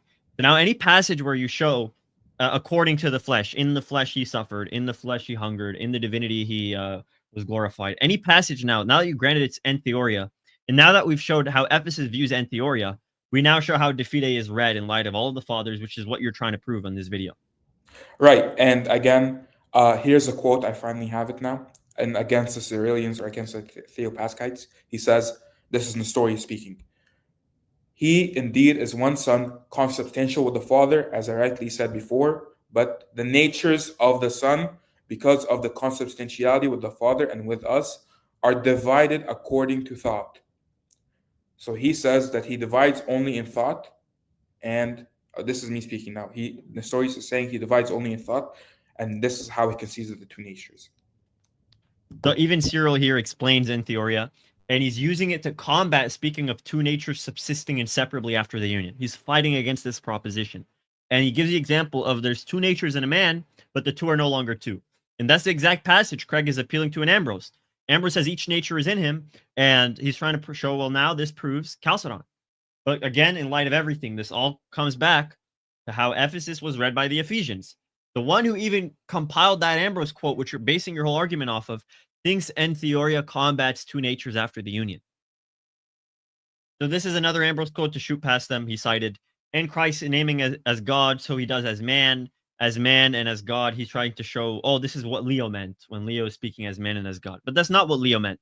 Leo spoke of the man with the God, which is not at all what Ambrose does. Here's even Dioscorus using the same language to combat Diophysitism. They saw him sleeping in the ship as man, walking upon the waters as God. They saw him feeding others as God, giving drink as God. It is an impiety to speak of two natures in God, the word incarnate. Also from Craig, it was not the Godhead, but the flesh that was crucified. It was the flesh, therefore, that suffered. Cyril literally explained what this meant. He says that the flesh suffered not as God, and then people made an objection. The same exact argument Craig is making by using those passages. I understand that another query has been raised in regard to these matters as follows. If anyone says that he suffered with a rational soul, so that the suffering might be voluntary, there is nothing to prevent one from saying that he suffered in the nature of the manhood. And if this is the case, then how can we deny that the two natures subsist inseparably after the union? What's his answer? Oh, they're right. There is two natures inseparably after the union, and that's what I mean by the word in his human nature. When I say that, I'm talking about the future Chalcedonian creed, which says, no, that's not what he says. He says, this objection is yet another attack on those who say that there is one incarnate nature of the Son. They want to show that the idea is foolish, so they keep on arguing at every turn that two natures subsist. It's done. And then he appeals to Theoria. They have forgotten, however, that it is only those things that are usually distinguished at more than an only theoretical level. So the same argument the Cilicians were making, you're making right now. And you got caught for making it. And I want to add that for the en theoria distinction to be used validly, because this is a point that Craig makes, he thinks that they use en theoria validly. For it to be used validly, it cannot be after the union. That takes away the whole point. This is why the fathers say there is no more division after the union. No more means that there once was, which is the en theoria division. So if we're saying that there's no more en theoria division after the union, that means you cannot say en theoria division after the union. En theoria, two natures. You can't say that. And the two natures are recognized by the en theoria division, because the en theoria, as I mentioned earlier, it is a dividing of a unitive object to examine its parts. Right. And so when they divide the one hypostasis to examine the two natures, this is them using en theoria. So the only way for them to conclude of two natures is through en theoria. This is why he quoted Ambrose as saying two natures, because of the en theoria. And now we're using Cyril to prove the same thing. So for them to continue to say that the en theoria division remains after the union, that's basically saying that the union has not removed the division. The union has continued in the two natures, and the two natures is division. Right. So now to rapid fire. He cites this passage. The flesh acknowledges its Lord. Praise declares the Father. Our created nature confesses the first, loves, knows the latter. Who then cannot perceive that these words announce the incarnation? Thus the Son speaks of himself as created in respect of that wherein he witnesses to himself as being man. This is once again proving that in means in respect of, according to. Continuing. It says he took upon him the substance of man. This quote, I guess I have to end my stream, because assuming human nature is now Chalcedonian, apparently. Nobody believes he assumed a human nature, apparently. Another quote he used, the will of God is one, the human will is another, to show that life is the object of human will, because we fear death while the passion of Christ depended upon the divine will. So iKan, let's explain the Garden of Gethsemane sequence in light of Severus, if you want to explain this citation. So Saint Severus here, actually, he speaks of two wills. Now, we are not saying two wills after the union. Again, we object to that. But the two wills that we understand is because will is a multivariate word, and this exact phrase, will is a multivariate word, comes from John of Damascus in his De Duabis, a work that is on the two wills of Christ. So will has multiple meanings, and will here means desires. Desires are multiple, but the will decision is one. For example, I may have a desire to eat or a desire to sleep, but my decision is not going to be one. It's not going to be both. My decision is going to be one or the other. So Christ here, he displays two wills: the will, the desire to avoid suffering, and the desire to endure suffering. which But is the what is same his argument. decision? The What request is of his Christ to one endure will? suffering as will. Right. Same What is his argument. one will? Uh, that he does suffer for our salvation. And so Ambrose is making the same point. My will, therefore he took to himself. My grief is his. So all these things, Christ, he in himself, he does not have a division in himself of he doesn't know what to do. What is actually happening is that he is appropriating our fear, our suffering, our pain, our will. So that is And to show the desire is ours. Right. And to show that this isn't the Neo-Chalcedonian sense of natural will, what's a property of every human nature or every divine hypostasis because they possess the divine nature. To show that, we have Gregory Theologian. Now, to show how bad Craig's epistemology is in this whole video, was Gregory Theologian cited at Ephesus, iKan? Yes. And it was a letter to Cladonius, right? And if I am trying to remember, the same Gregory is talking about the same Christology on Oration 30 in his letter to Cladonius. So doesn't that mean that this proves on the reading of this quote that this is Ephesian? Think about that Correct. epistemology. To prove Gregory Theologian actually doesn't believe in the Maximus sense of two wills and is agreeing with Severus's understanding. He says, if this had been said by himself who came down, we should say that the phrase was modeled as issued from the human nature, not from him who is conceived of it in his character as a savior. For his human will cannot be opposed to God, for it is not likely that he did not know whether it was possible or not, or that he would oppose will to will. But since, as this is the language of him who assumed our nature, for he it was who came down, and not of the nature which he assumed, the passage does not mean that the Son has a special will of his own besides that of the Father, but that he has not. That the meaning would be not to do my own will, for there is none of mine apart from but that which is common to me and you. As we have one Godhead, so we have one will. So this refutes the idea that it's talking about will of a faculty of a subject. He's saying there's not two of those because we would have to assume that the human nature is talking and not the one who assumed the human nature. So this is why Ambrose says it's my will. It's not his own proper subjected will, which opposes his other will. It's my will, which he assumes in himself.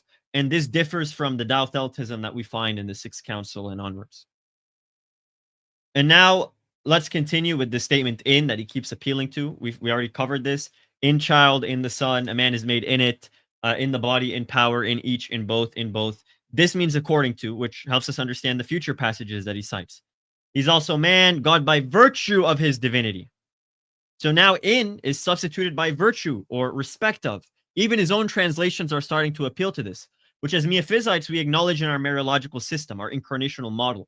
Because the one is made from two, we can account for how the one has the properties of both by theoretically dividing the two natures and seeing which is the formal cause for why the whole has such predicate on account of theorizing the constitute which gives the whole said property. So we can speak of in respect of his flesh, in respect of his human nature, even though we affirm one nature after the union. This is what Craig doesn't understand. His argument requires so many presuppositions. Presuppositions on hermeneutics. How are we supposed to read Ephesus? Is it in light of Ambrose or Ambrose in light of Ephesus? How are we supposed to read Cyril? Is it Cyril in light of Ambrose or Ambrose in light of Cyril? Are we supposed to assume that even if Ambrose penned it in a Douphysite way, it's assumed in a Douphysite way at Ephesus? There's so many epistemic flaws he has, but at the same time, he's conceding so many of our points that this is still in theory, that he's still agreeing with Cyril, that his videos about the Christology of Ephesus. He's undermining himself as he goes along. It's getting embarrassing. And we've yet to see a statement of in two natures after the union, or acknowledged in two natures, or Christ is these two natures in reality. We can't find these statements. And then I think this is a typo, but continuing 2808 to 2911. May say, someone who's orthodox will make. Now, St. Ambrose continues, for possessing, the word literally means sharing in the Latin, both natures, that is, the human and the divine, he endured the passion in his human nature. That's literally in the Latin written by St. Ambrose. Don't worry, we believe you. Like, that isn't an issue. Cyril says in his humanity means according to his humanity. He shared both natures. He lists both of them, human and divine, and he endured the passion in, as in the Latin, his human nature. Why? In order that without distinction in persons, he who suffered should be called both Lord of glory and Son of Man, even as is written, who descended from heaven. So as we can see, Ambrose explicitly refutes the according to non sequitur. How? By assuming it because he uses the word in again? He's begging the thing in question. When he says in his human nature, your prior translation said in respect of, or by virtue of. Do you not understand the issue here now? Why should we take your words? Why should we assume that you have the true reading? That in here is the in that was referenced in the Chalcedonian Creed. You want to know what else is the consource? Because you caught yourself again. I showed this at the beginning, but let's zoom in. iKan, what word is that on the top right? When he says possessing, what's that Latin word there? Consource. Sharing. And according to this quote, what is the consource of the two natures? Um. So this is the passage in De Fide. Right. We covered it earlier in the twin nature part. Let me show you. I want you to tell me this. I'm gonna go early on. We can find it. Do you remember what slide it was? I'll find it. But it's the twin nature part. Do you remember what the consource was? I'll pull it up. Go ahead. It was. Should I just say it? Yes. Here we are. It was a twin nature, which is one. So in the passage he's appealing to here, And where he's saying, look, this is the ultimate proof of Taophysitism. He's sharing both natures.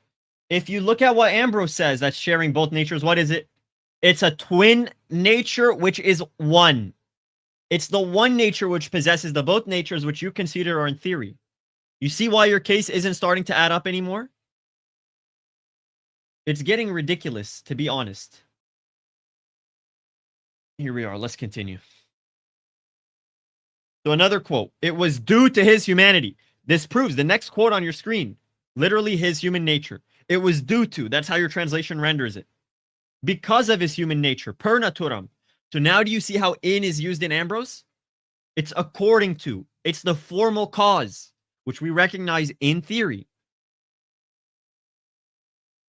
Now he tries to pin in the video St. Timothy and St. Cyril with St. Ambrose. Timothy says, it belongs to the same nature to say, my father and I are one and my father is greater than I. Whereas Ambrose says it's because of the human nature. Do you want to try and explain what Timothy was saying in context, iKan? This is absolutely not opposed. If you guys understand basic miaphysite Christology, when we say one nature, we're not talking about something that's a property or an accident of Christ. We are talking about Christ himself. Christ himself is the one nature. The one person, the one hypostasis, the one nature, they are all the same, the one. And so what Ambrose is saying is that Christ suffers according to the human nature, or he does this according to the human nature, or he does that according to the divine nature. Is that contrary to saying that the one nature is the one doing all these things? Absolutely not. The one nature is both divine and human. The one nature says, my Father and I are one according to his divinity, and my Father is greater than I according to his humanity. It is not opposed one bit because the one nature is not a third thing among the divine and human natures. There are not three natures in Christ, but it is the whole of the divinity and humanity in one as a unity. Correct. Even the passage which Timothy is trying to oppose, he's opposing the statement in the Creed. The Creed didn't say, because of his human nature, I and my Father are, the Father is greater than I, or because of the divine nature, my Father and I are one. He says, it is not part of the same nature to say, meaning he's appropriating the speech to the nature, not as a formal cause of the nature. That's the difference, which even Severus makes mention of. He compares Leo with the Ambrose quote, which is cited at Ephesus. The same speaks, yet not in the same manner, is what Ambrose says, whereas Leo says it is not the same which says. That's the problem. So here's Leo in context. Leo is saying, I and the Father are one is not part of the same nature to say those two statements. And then he applies a communication of idioms, a Theodorian one, which leads him to say this statement, which is absolutely hilarious. He says, granted that I am one in both, nevertheless, where I am confirmed to you, I am less than the Father. But in that I am not divided from the Father, I am also greater than myself. The reason why he's saying this is because he believes the properties of either nature share with one another. So when he's greater than his own human nature, he's greater than himself. iKan, do you want to mention what that entails to say I am also greater than myself? No, actually, you take this one. Pretty much, it goes to show in light of the middle passage that it's a property of the nature itself and not of the one which is composed of the natures, which is why he gets this weird statement, because of the communication of idioms in his system. Because both natures are talking, they share their speech. One is greater than himself, which is a weird thing to say. I wonder if fathers before say something like this. I've yet to see it. I'd be very surprised. Pretty crazy statement. Very interesting, actually. So no, this is not a new Christology. Let's go to 30:37 to 31:26. Like literally of man, who doesn't? Now, after Chalcedon, this sort of interpretation of John 14:28 is not allowed because you can't admit there is a human nature after the incarnation if you're going to say Chalcedon's wrong. This is why Timothy the cat, who became Patriarch of Alexandria, when exegeting this, said, it belongs to the same nature to say, my Father and I are one, and my Father is greater than I. So it's literally actually the opposite exegesis of St. Ambrose, who accepted Ephesus, and St. Cyril, who accepted Ephesus. And why is this? Because Timothy the cat, in substance, is defending a Christology that's not Chalcedonian and not Ephesian. Because Chalcedon and Ephesus have the Christology of St. Ambrose. It's the same Christology. Timothy the cat is defending a new Christology that is being put together after Chalcedon. Oh, a new Christology. Like when St. Hilary says, all the speech which remains of his whole is to be of his nature. His sayings have to be one and the same with that of his kind. Wow, what a new Christology. We've never seen it before. Really? Is this how low the arguments have to be now? That arguing applying all the predicates to one nature is a new Christology. That's not an Ephesian. Even Cyril says it. Because everything is spoken of the one person, and he explains, because one nature is recognized after the union. So he thinks everything is spoken of the one nature recognized after the union. So the quote itself, watch this. Continuing on, how indeed can he be lesser God when he's perfect and true, yet in respect of his humanity? Didn't he say that in doesn't mean according to? Why are you now backtracking with your own translations? You're proving my point. Continuing.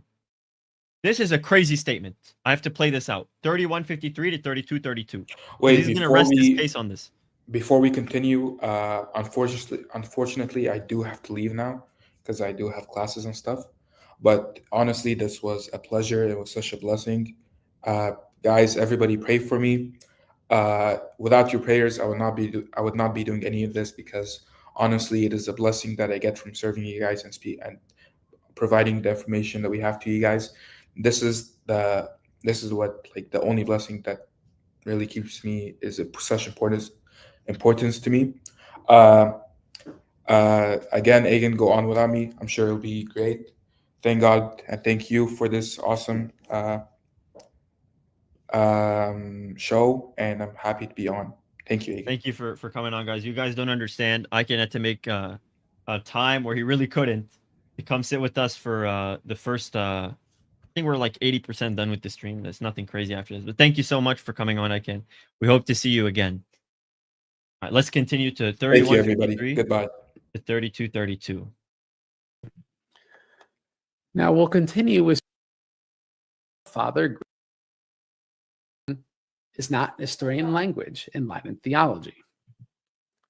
Again, angels ministered to him even after his incarnation, to the end that you should acknowledge to him to have suffered no loss of majesty by reason of his bodily nature.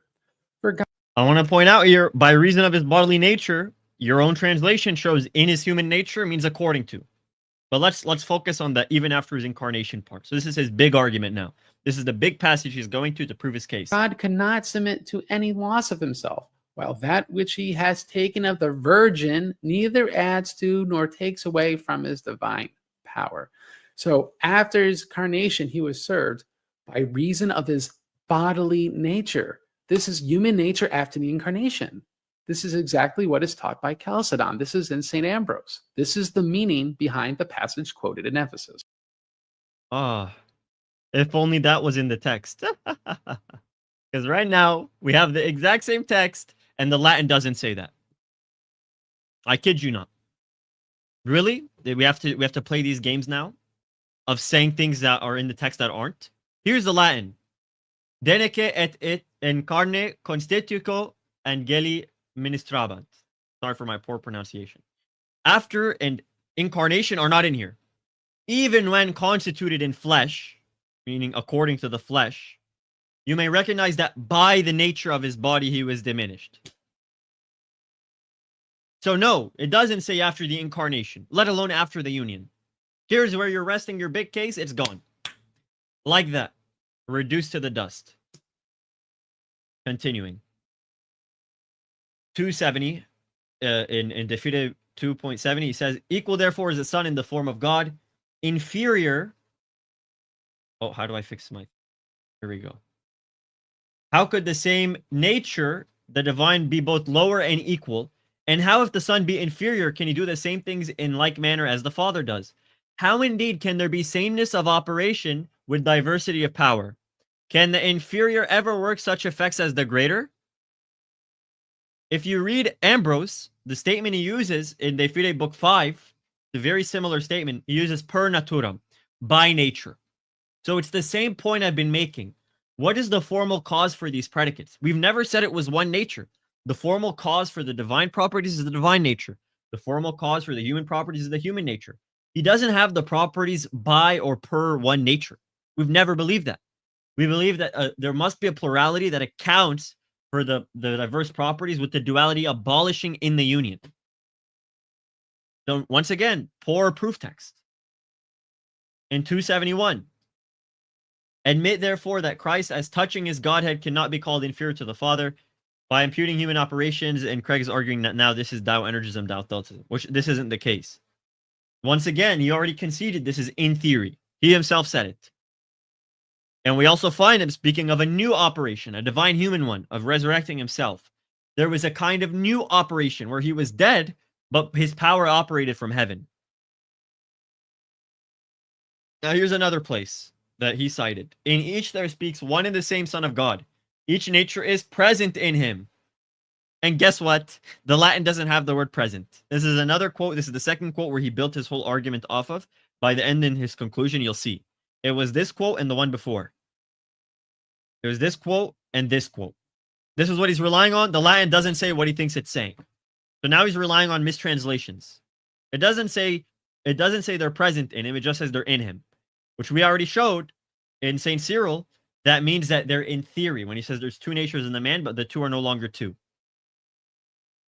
He also cites this by ascribing the assumption of his human nature to the Father, doctrine that is of God is one thing, doctrine that is of man is another. Once again, he's assuming this is Chalcedonian language because he's using the word human nature, divine nature.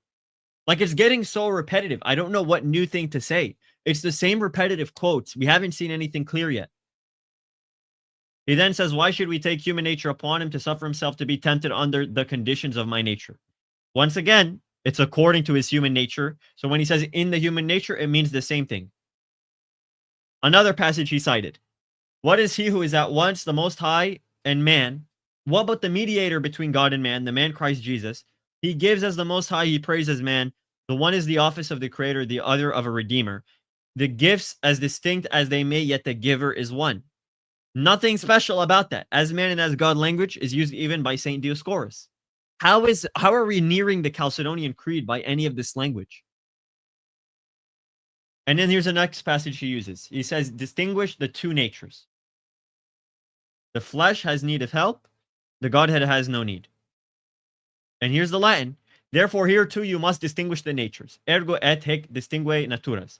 He made the whole point in the video of how this means there's the two natures present. If you look closely, distinguish here the two natures present. That's not in the Latin. So once again, his case is contingent on interpolated language in the English translations. That's not in the text.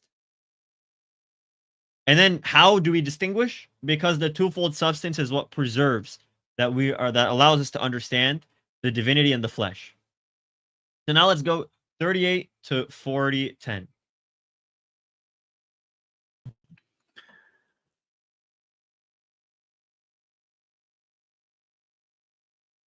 He is free then because the chains of death had no hold upon him. He was not made prisoner by the powers of darkness. It is he who exerted power among them. But consider that the use of Holy Scripture is to speak of things to come as though already past, and to make the intimation of the union of two natures, Godhead and manhood.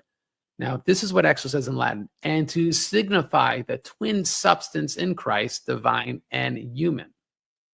All right, lest any should deny either his Godhead or his manhood. All right, so what does it mean to signify the twin substance in Christ, divine and human?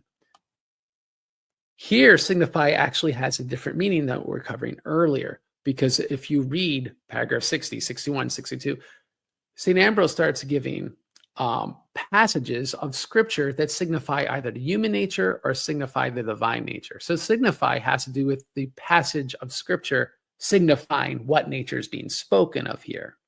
All right, this is very important emphasis because which proves when he says both natures signify the twofold substance, it's one containing both. The Oriental Orthodox apology given by Agen, just using him as an example, was there's a twofold nature. This signifies a single nature, right? So he's taking the word signify out of context of how Ambrose is using it, which is clear to anyone reading book 3. And please read this section of book 3, because you'll see signify has to do with the quotations of scripture speaking of one nature or the other. Now, if you also read, I mentioned this so many times now, it's getting annoying. Wait, here's the passage from Cyril. The same holds good of Nestorius if he says two natures, but Nestorius doesn't affirm the union. There's one nature after the union. Like, it's getting to a point where it's just becoming repetitive. If you even read further his other quotes, like, as man, as God, man is attributed to human nature. We're getting nowhere. I already showed it doesn't just say signify the twofold substance. It also says he proposed one. It's an object being proposed, whereby you understand two things. This is why Ambrose is a miaphysite, and I'll prove it more as we go throughout. Once you start going to the Plato stuff, you'll see how bad it'll get. Continuing, he says, the man was in pre-existence so far as his body was known. This is talking about the passage in John, where John the Baptist says, the man was before me. So he's saying this term was in pre-existence insofar as the foreknowledge. And then it says it belongs to the nature of the incarnation after he becomes a man. It's just going to get repetitive. You already conceded this in theory, and this proves nothing. It doesn't prove anything for your case. Talking about human nature, divine nature, like everybody watching this stream has already heard enough of me. He says further on, the psalmist has in the words following made it plain, we understand the divine substance. O Lord, what my substance is, because it was the Son of God speaking in the nature of human frailty. Same thing's going on. Talking about divine nature, human nature is not talking about two natures after the union. That is not the Chalcedonian creed as we know it. And we're almost done. I know this is getting boring for you guys. The fun stuff will come. But just to rapid fire through his quotes, it is not possible for him to be under the same nature, both to worship as a servant and to be worshipped as the Lord. The Latin, once again, has per iamdem naturam, by the same nature. Which as miaphysites, we don't believe the predicates are by the same nature. We believe they're predicated to the same nature that's composite from two natures, and the predicates are by either of those natures. So per naturam refers to the formal cause, the instrument for why this is the case for the whole to have such predicates. They also mentioned describing himself in the substance of the godhood and of his manhood. Cool. Divine nature, human nature, we believe those are two natures which unite to become one nature. Amazing. Therefore, that subjection will be according to the assumption of the human nature. Once again, your own translation is attesting when in the human nature is used, it means according to the human nature. Let's go 4645 to 4805. Ambrose suddenly not believe in two natures. Here we are. On the mystery of the incarnation. Clearly, de fide is the Ephesite.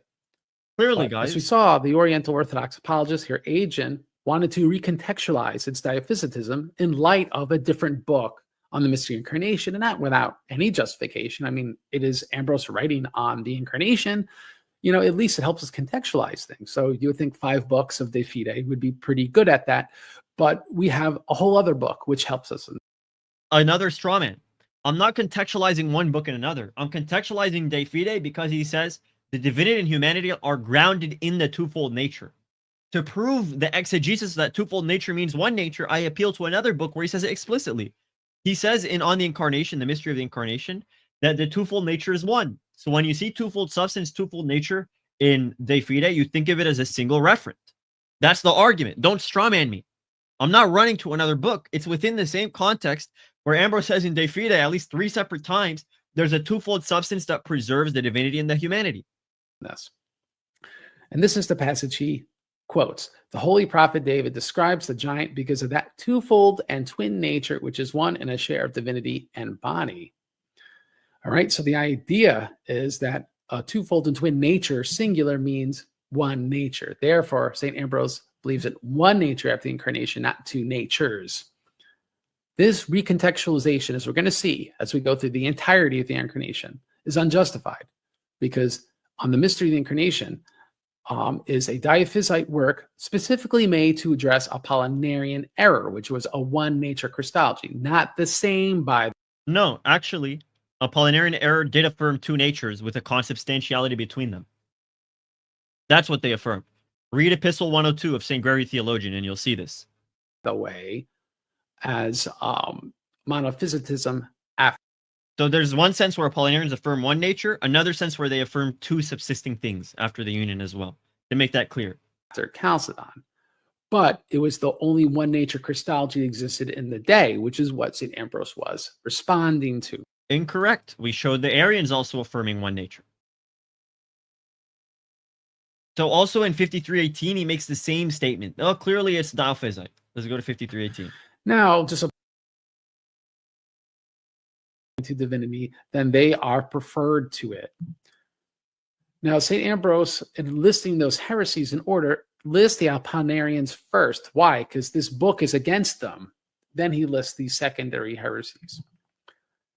Now, in Mystery of the Incarnation, Christ is the Son of God, says Ambrose, and the eternal the Father, and born of the Virgin Mary, whom the holy prophet David describes as a giant, because he is one partner of the divinity and the body of a 2-form and twin nature. Latin doesn't have the word he is. The Latin says the twofold and twin nature, una sit. It is one. One is. So don't say it says he is one partner. It says the twin nature is the one share of divinity and body, the consource, which I already made a clear argument why that's miaphysite. Again, that proof text, which seems to hinge on nothing other than the word nature being here used in the singular. No, that's just the peak of the iceberg. There's so many ways to prove it.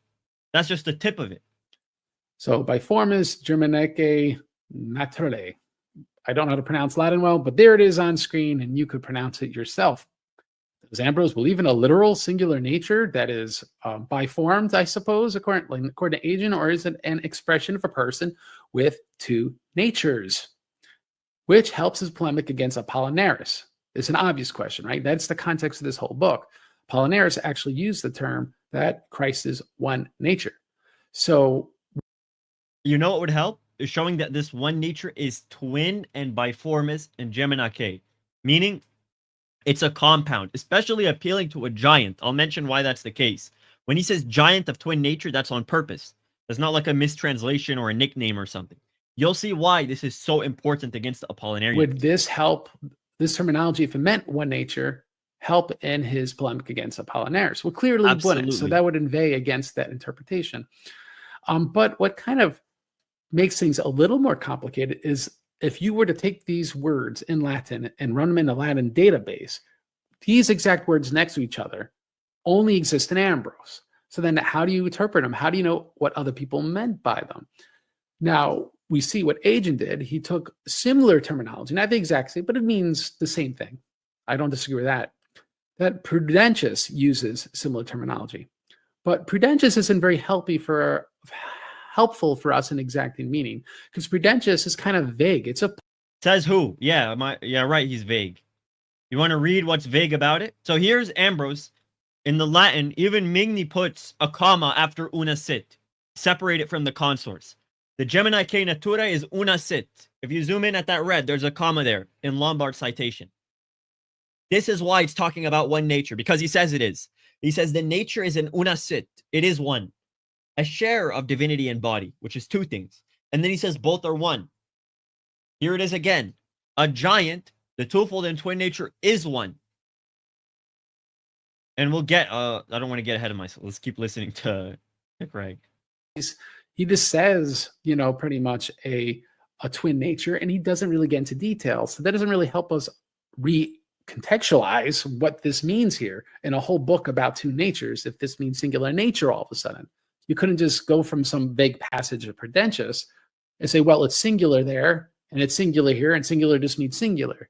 That's not much of a hermeneutic. That's not my argument. Aurelius Prudentius Clement says the twofold substance is still one. He says that verbatim. He's talking about a man. He says the twofold substance is still one. Now let me show why he used the analogy of giants. He's appealing to Philo's exegesis of Genesis 6. The holy prophet David describes as a giant because the twofold and twin nature is one. Why? Because in Genesis 6, Philo believed that giants were combining two natures from angels and mortal woman. And one of the natures is spiritual and the other one isn't, and they combine to make a new third kind of nature. And even Philo says about combinations of these sorts.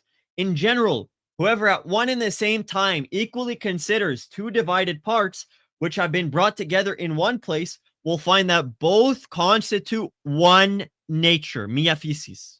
This is why he's appealing to the giants.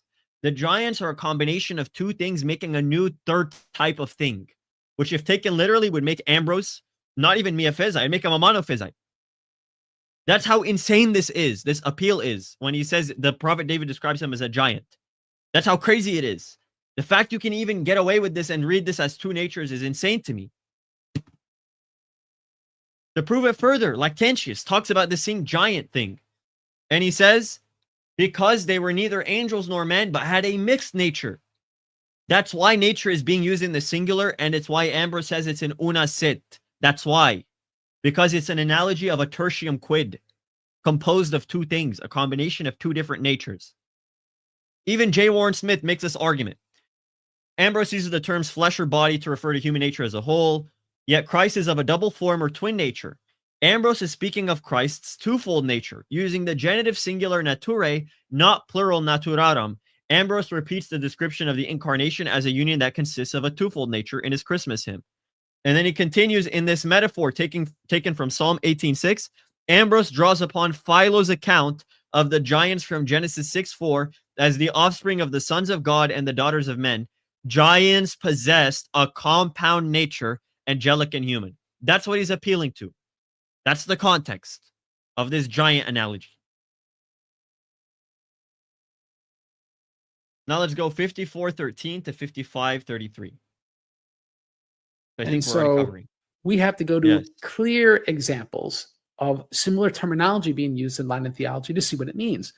And we do have those clear examples. So let's look at them. So not to get ahead of ourselves, this is the quote I was talking about from Prudentius. The twofold substance is still one. My argument isn't just that substance is used in the singular. It's that both in Prudentius and in Ambrose, they qualify the substance is one. They say it clearly. They say it's numerically one thing. But let's talk about the Platonic twofold nature. This is what I mentioned at the beginning of the stream. Pay attention to this part. This is the most insane thing I've ever seen, ever, in my history of doing apologetics. I'm not over-exaggerating. This is crazy if you pay attention here. 55:43 to 58:26. First, the obvious thing to look at is where the term originated. It might not mean the same thing from when it originated, because words change over time, but it's at least a good place to start. And it originates in Plato's Timaeus, where the world soul is called Gemina Natura by Cicero when he translated it, right? So he's saying that the world soul. Now he's trying to argue the first time this statement twofold nature is used is Plato. Plato's writing in Greek. Cicero translated it into Latin early on. So Cicero translates Plato to say twofold nature, which comes from Plato. That's his argument right now. And look what he's going to argue. Soul is a twin nature. A soul is a single nature, but in Platonism, that is different, right? So now to understand what is meant by twin nature, you have to understand Platonic thought here, all right? In Platonism, a soul has constituent natures that individually persist in tension after their essential union. Like there's this dialectic within the thought of Plato. And it pretty much explains why does existence have such interesting dichotomies. And so without revelation, it's not unreasonable to come up with this eternal dialectic here. But that being said, what is necessary for us to understand for the debate between Chalcedonians and non-Chalcedonians is that the world soul has two natures in the plural. It has the same, which is a good substance. Now he's arguing. When it's used in Plato, it's talking about the world soul. The world soul, it uses the word twofold nature when he's talking about two different natures that persist after their union. Therefore, in Ambrose, we should read it the same way because this is where we find the word used and it helps us exegete it because you can't find it anywhere else. And prudentious, according to him, was vague. That's his argument. And the different, which is an evil substance. Pay attention, though. Pay attention. This is going to be crazy when you see this. And this creates a dualistic universe, right? They concretely exist within the world soul. And that's why this universe has two substances. Evil has a substance and good has a substance within Platonic thoughts. And the same, actually, when you read it, it actually speaks of the same nature, the different nature. They use the word nature. So we know that these natures persist because they are spoken of as such after the world soul begins creating. Now, this is a more complicated argument in Platonism, but I'm speaking somewhat simplistically here for the sake of the debate between Chalcedonians and non-Chalcedonians. Now, those who have read Plato's Republic see the human soul, according to Plato, has different natures. It has an appetitive nature, spirited nature, and a rational nature. They're actually located in different parts of the body. The rational is in the mind, the spirited is in the heart, the appetitive is in the belly or in the loins, if I remember right. So the question then is, all right, we know that twin nature in Plato means two natures. That's what is meant by it. It means two natures within a singular entity. The question is, did Latin Christians apply this terminology to Christ's natures in the same way? Like, did they borrow this philosophical term because they thought it was a useful way to talk of two natures and a singular subject that is Christ? Well, it's done. Pay attention. Everyone pay attention very closely right now. It's done for Chalcedon. He buried Chalcedon. It's over. Why? Let me correct you, Craig. This is not from Cicero's translation of Plato. This is from Chalcidius's translation of Plato, which was done in the 4th century, probably for Bishop Hosius. And this is where we find the statement, Gemina by formicae natura. Do you want to read the context and see why your religion is done? You want to see why? Let's read together. From indivisible substance, which remains always in its own state, and the other sort, which is an inseparable companion of bodies, and which is thought to divide itself in the same bodies, he marries together a third kind of substance, midway between each substance. And in the same way, from twin and twofold nature, since one part of this is called the same, the other part is called the different, he contrived a third kind of nature, which he situated midway between the indivisible and the substance divisible in the union of bodies. And he mixed all of these three thoroughly into a single kind, although that diverse nature tended to reject the combination and union of kinds when these had been mixed into a substance. You thought it was over? We have the Greek independent of Chalcidius. It doesn't have the twofold nature part. I'll show you why a scholar says so. Chalcidius' translation reflects this reading with his addition of ex gemini by formicae natura, which is Chalcidius' own explanation rather than a literal translation of Plato's account. So Chalcidius came to the Greek of Plato and then said gemina by formicae natura. You want to read the Greek now and see why Chalcedon is even more done? Let's read together.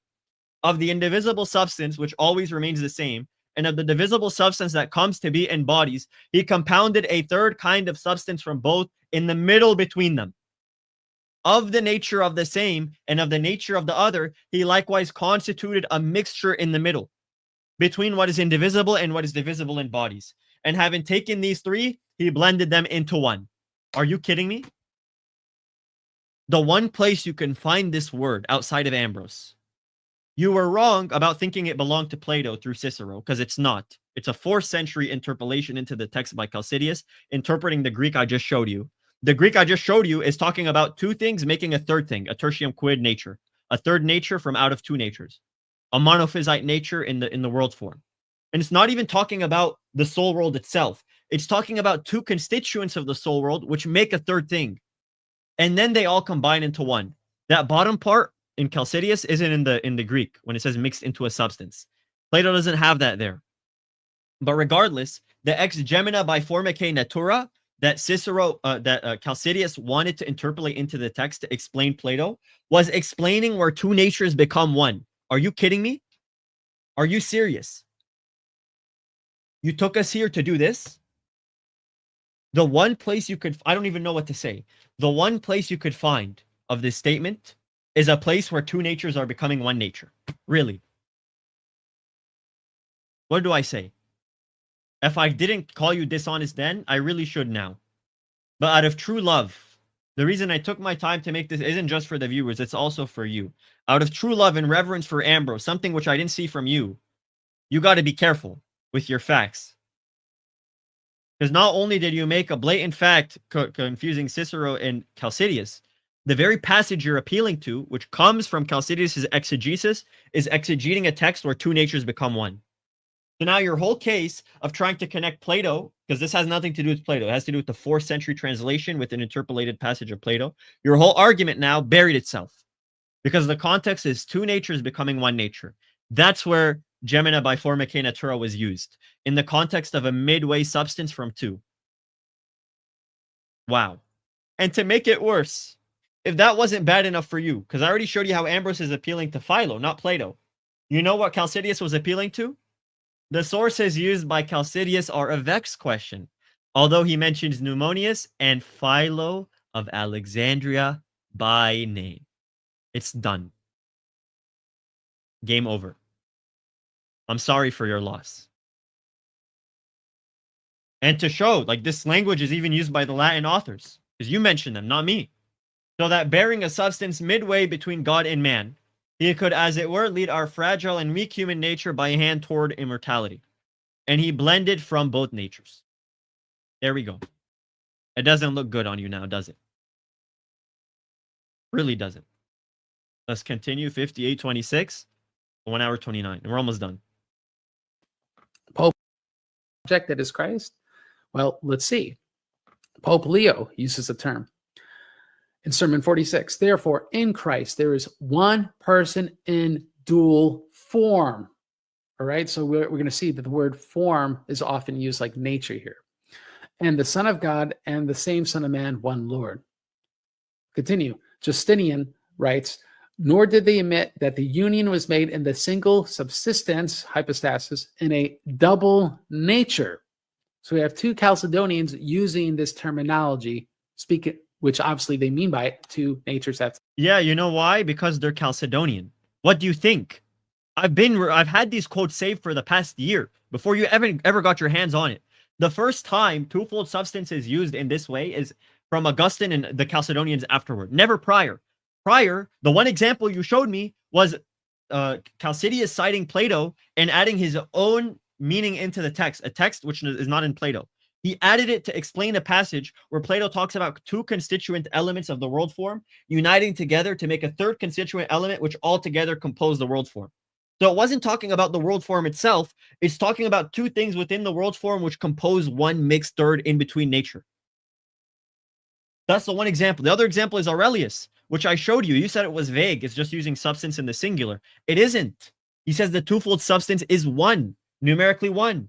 And Ambrose says the twofold nature unas sit. And he appeals to a giant, which is appealing to Philo, who says it's a combination of two natures, who himself says both are constituting one nature, whom even Chalcedon, who you appealed to thinking it was Cicero, got it from. His source is Philo. It doesn't look good on you. It really doesn't. So you have Fulgentius, where he explains the twofold substance is two natures. I know He's Chalcedonian. Same with Gurho of Righteousburg. One Emmanuel in two natures, a giant of twin substance. You guys have to cope like this after Chalcedon. I know you guys think that way, but show me that before Chalcedon in the Latin Fathers. You can't. Also from Augustine, recognize the twofold, the double nature, and he says the two are together one. The one person is in the two natures. There's a twofold substance. This all stems from Augustine. Leo's Christology is Augustinian. And then back to the passage. Not only does he say the twofold and twin nature is one, to make it more explicit, he says both are one. So the share of divinity and body, which is the twofold nature, which he says is one, the bottom he says both are one. Game over. Game over. Like I mentioned, show all the passages you want where natures is used in the plural. Do that for me, please. Be my guest. He suffered in his flesh. He hungered in his flesh. He is glorified in his divinity. He assumed the human nature. Show all those passages. My system can account for them. Your system cannot account for the unity. I affirm two make one. You affirm two remain two. So the oneness, you have to deny.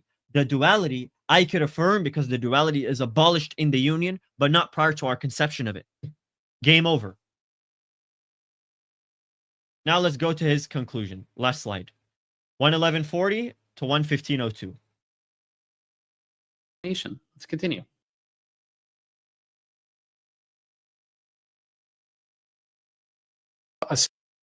The natural reading of Ambrose. If you're just going to be honest, this is the natural reading, right? Oh, we're going to be honest. Trust me. Trust me, guys. Let's just be honest. This is the natural reading. He affirms two natures after the union, even though I had no passage to prove it. The one passage I had, which said after the incarnation, is not in the Latin.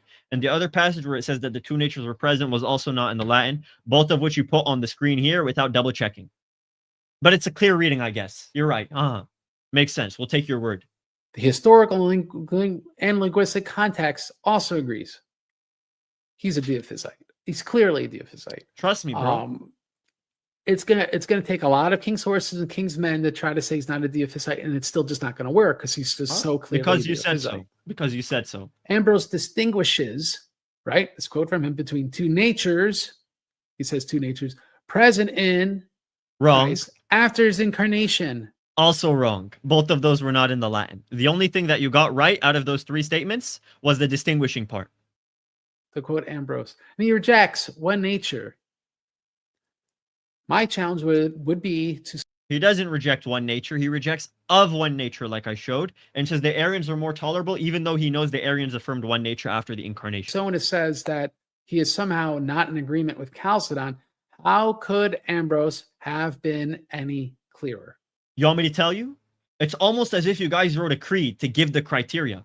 You want to know what he had to have said? He had to have said Christ is in two natures after the union, or Christ is acknowledged in two natures. Are you kidding me? You're asking me what needs to be shown? I'll tell you what doesn't need, what isn't clear. What isn't clear is everything you showed here. Him talking about according to his human nature, according to his divine nature. That's what's not clear. When you guys wrote the creed, you guys defined what you should find in the fathers. Something which you can't find. You can't find it. How could he have been any clearer? I told you how he could. Maybe you should have asked me before you made this video. You know when you wanted to go, because you know this in your head, what needs to be said. When you had two tries before this video, one with Proclus, one with Gregory, you conceded both of them were false. Are you starting to see the pattern? Right? This is one of those things where, like, all right, well, give us the words he would have to say so that this two-nature language would actually mean the non-Chalcedonian Severian theology.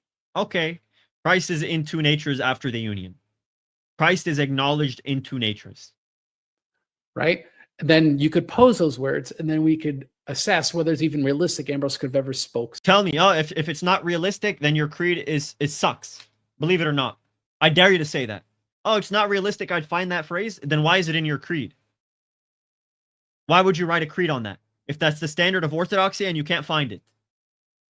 Such a thing. Or it's so many words, it would show that it's so unnatural that you would have to presume he'd have to say all these other things to be clear enough, right?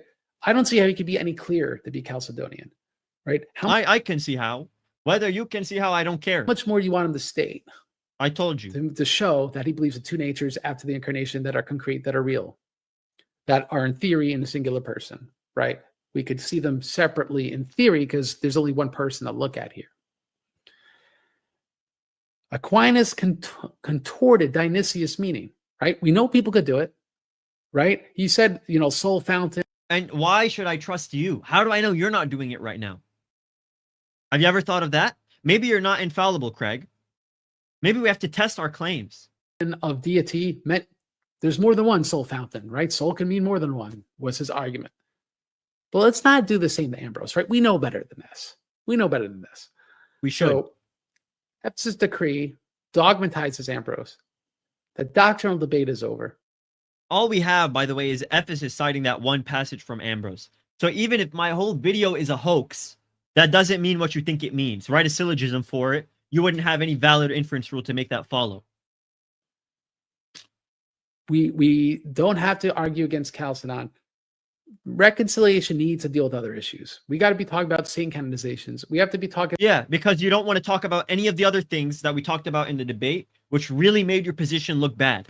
Like the letter of Bus, like the reception of Theodoret, like Nestorius' Christology, like all of those things, like the 3 chapters controversy. You don't want to talk about them, which is why you're doing this desperate move. The debate's over, guys. Trust me. It's just clear. When you read Ambrose, it's clear. Trust me. We have to talk about saint canonizations now, dude. We don't need to divide each other anymore. We have to move forward from this. The debate's over. Now you have to accept Chalcedon, guys. About anathemas. We have to talk about what is Severus Christology and could it be reconciled with Chalcedon, which I personally don't believe so. But these are the questions that have to be explored. What cannot be reasonably rejected is that Ambrose taught a Christology different than Chalcedon.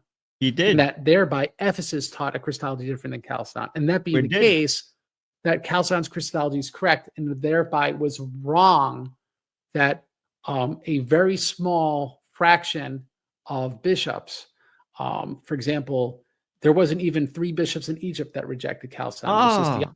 So then why did you have to send decurions to Egypt if we were so Chalcedonian? Why was Proterius persecuted? Don't you guys believe that? What happened to Juvenal of Jerusalem, huh? Do you want to talk about how the whole East reverted after Chalcedon? You're so desperate that you want this to be, it's just, it's an ethnic schism, they have to accept Chalcedon. It's just clear as day. You wish. You don't like how this is employing such cognitive dissonance on yourself, that you don't want to talk about anything else except this. Askers, one other bishop, and in order to consecrate Timothy the cat, they had to find a bishop in a whole other jurisdiction. Right? Maybe because you killed us all by then. So we're talking about small amounts of bishops that reject Chalcedon. Well, they were wrong because doctrinally they had no cause to. So we have to look at other issues that are in the Pentaminic Union because now it's not doctrine. Chalcedon's correct in doctrine. No. So we need to reconcile with the fact that Chalcedon's correct and must be submitted to. You need to reconcile the fact you got caught twice. This is your 3rd time. You got caught, especially when you went to Plato. That's what you need to reconcile. And that's the end of the video.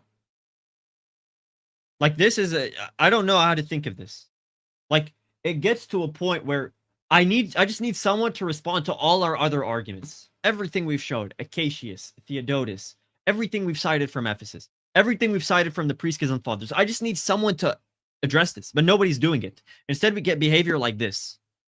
We get behavior of, trust me, the plain reading. We figured it out.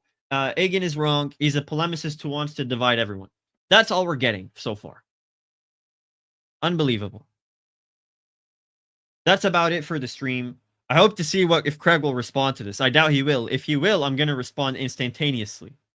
I probably think anything he makes on Christology from this moment onwards, I'm responding to, even if it drives my algorithm to the dust. If my channel dies because of this, I'm willing to die on that hill because this is getting unbelievable. I take this personal. I feel like humiliated when people just ignore everything I say and make bad arguments. Do you not think I'm smart enough to you to make a solid argument? Is that what this is? Because I take personal offense. I don't know about you guys. Big thanks to iKan for coming on. He's been such a big help. He's been doing this long before I was, so give iKan his preps. For Craig, once again, I hope I didn't sound too angry at him or attacking of his person. If that's how it came to appear, that was not the intention. what I want to show is there's context here. You already failed on 2 accounts. This is your 3rd try, and this is the worst of the failures that we saw. And Craig, ever since you copyright strike the video, like a line was crossed. I'm sorry for that, but it really did. That's what did happen. Please forgive me. Pray for me, guys, that I don't lose my temper in moments like this. Pray for me that I'm still able to give an orthodox defense for the faith that we all hold in common. Yeah. If anyone has any questions on this, you guys know where to find me in my server. Yeah, hopefully Chalcedonian apologetics gets better than this. I really want to see it better. Because it is upsetting when you put so much effort and then this is what you get on the outset. Nicholas says, can we get a video on Ephesus 431? Probably. I should make a video. Technically, my miaphysite florilegium covers it at the beginning, but you're right. It'd probably be a good idea to make a separate video on that too. Yeah, God bless you guys. It's good to see you guys in the chat. We had a lot of recurring viewers consistently. We had like 80 the whole time or something. So big shout out to you guys. This wouldn't be possible without you guys. You guys encourage me to do these things. You guys motivate me to do this. Like, this was a response within less than 24 hours. Like, I think his video was streamed 23 hours ago. It was like at 6 p.m. my time. Right now it's 5:30. So yeah, it hasn't even been 24 hours. If he tries to do something like this again, I think I'll respond just as quick, if not quicker. But yeah, thank God for allowing me to be on and to serve you guys in my ministry. As always, guys, God bless.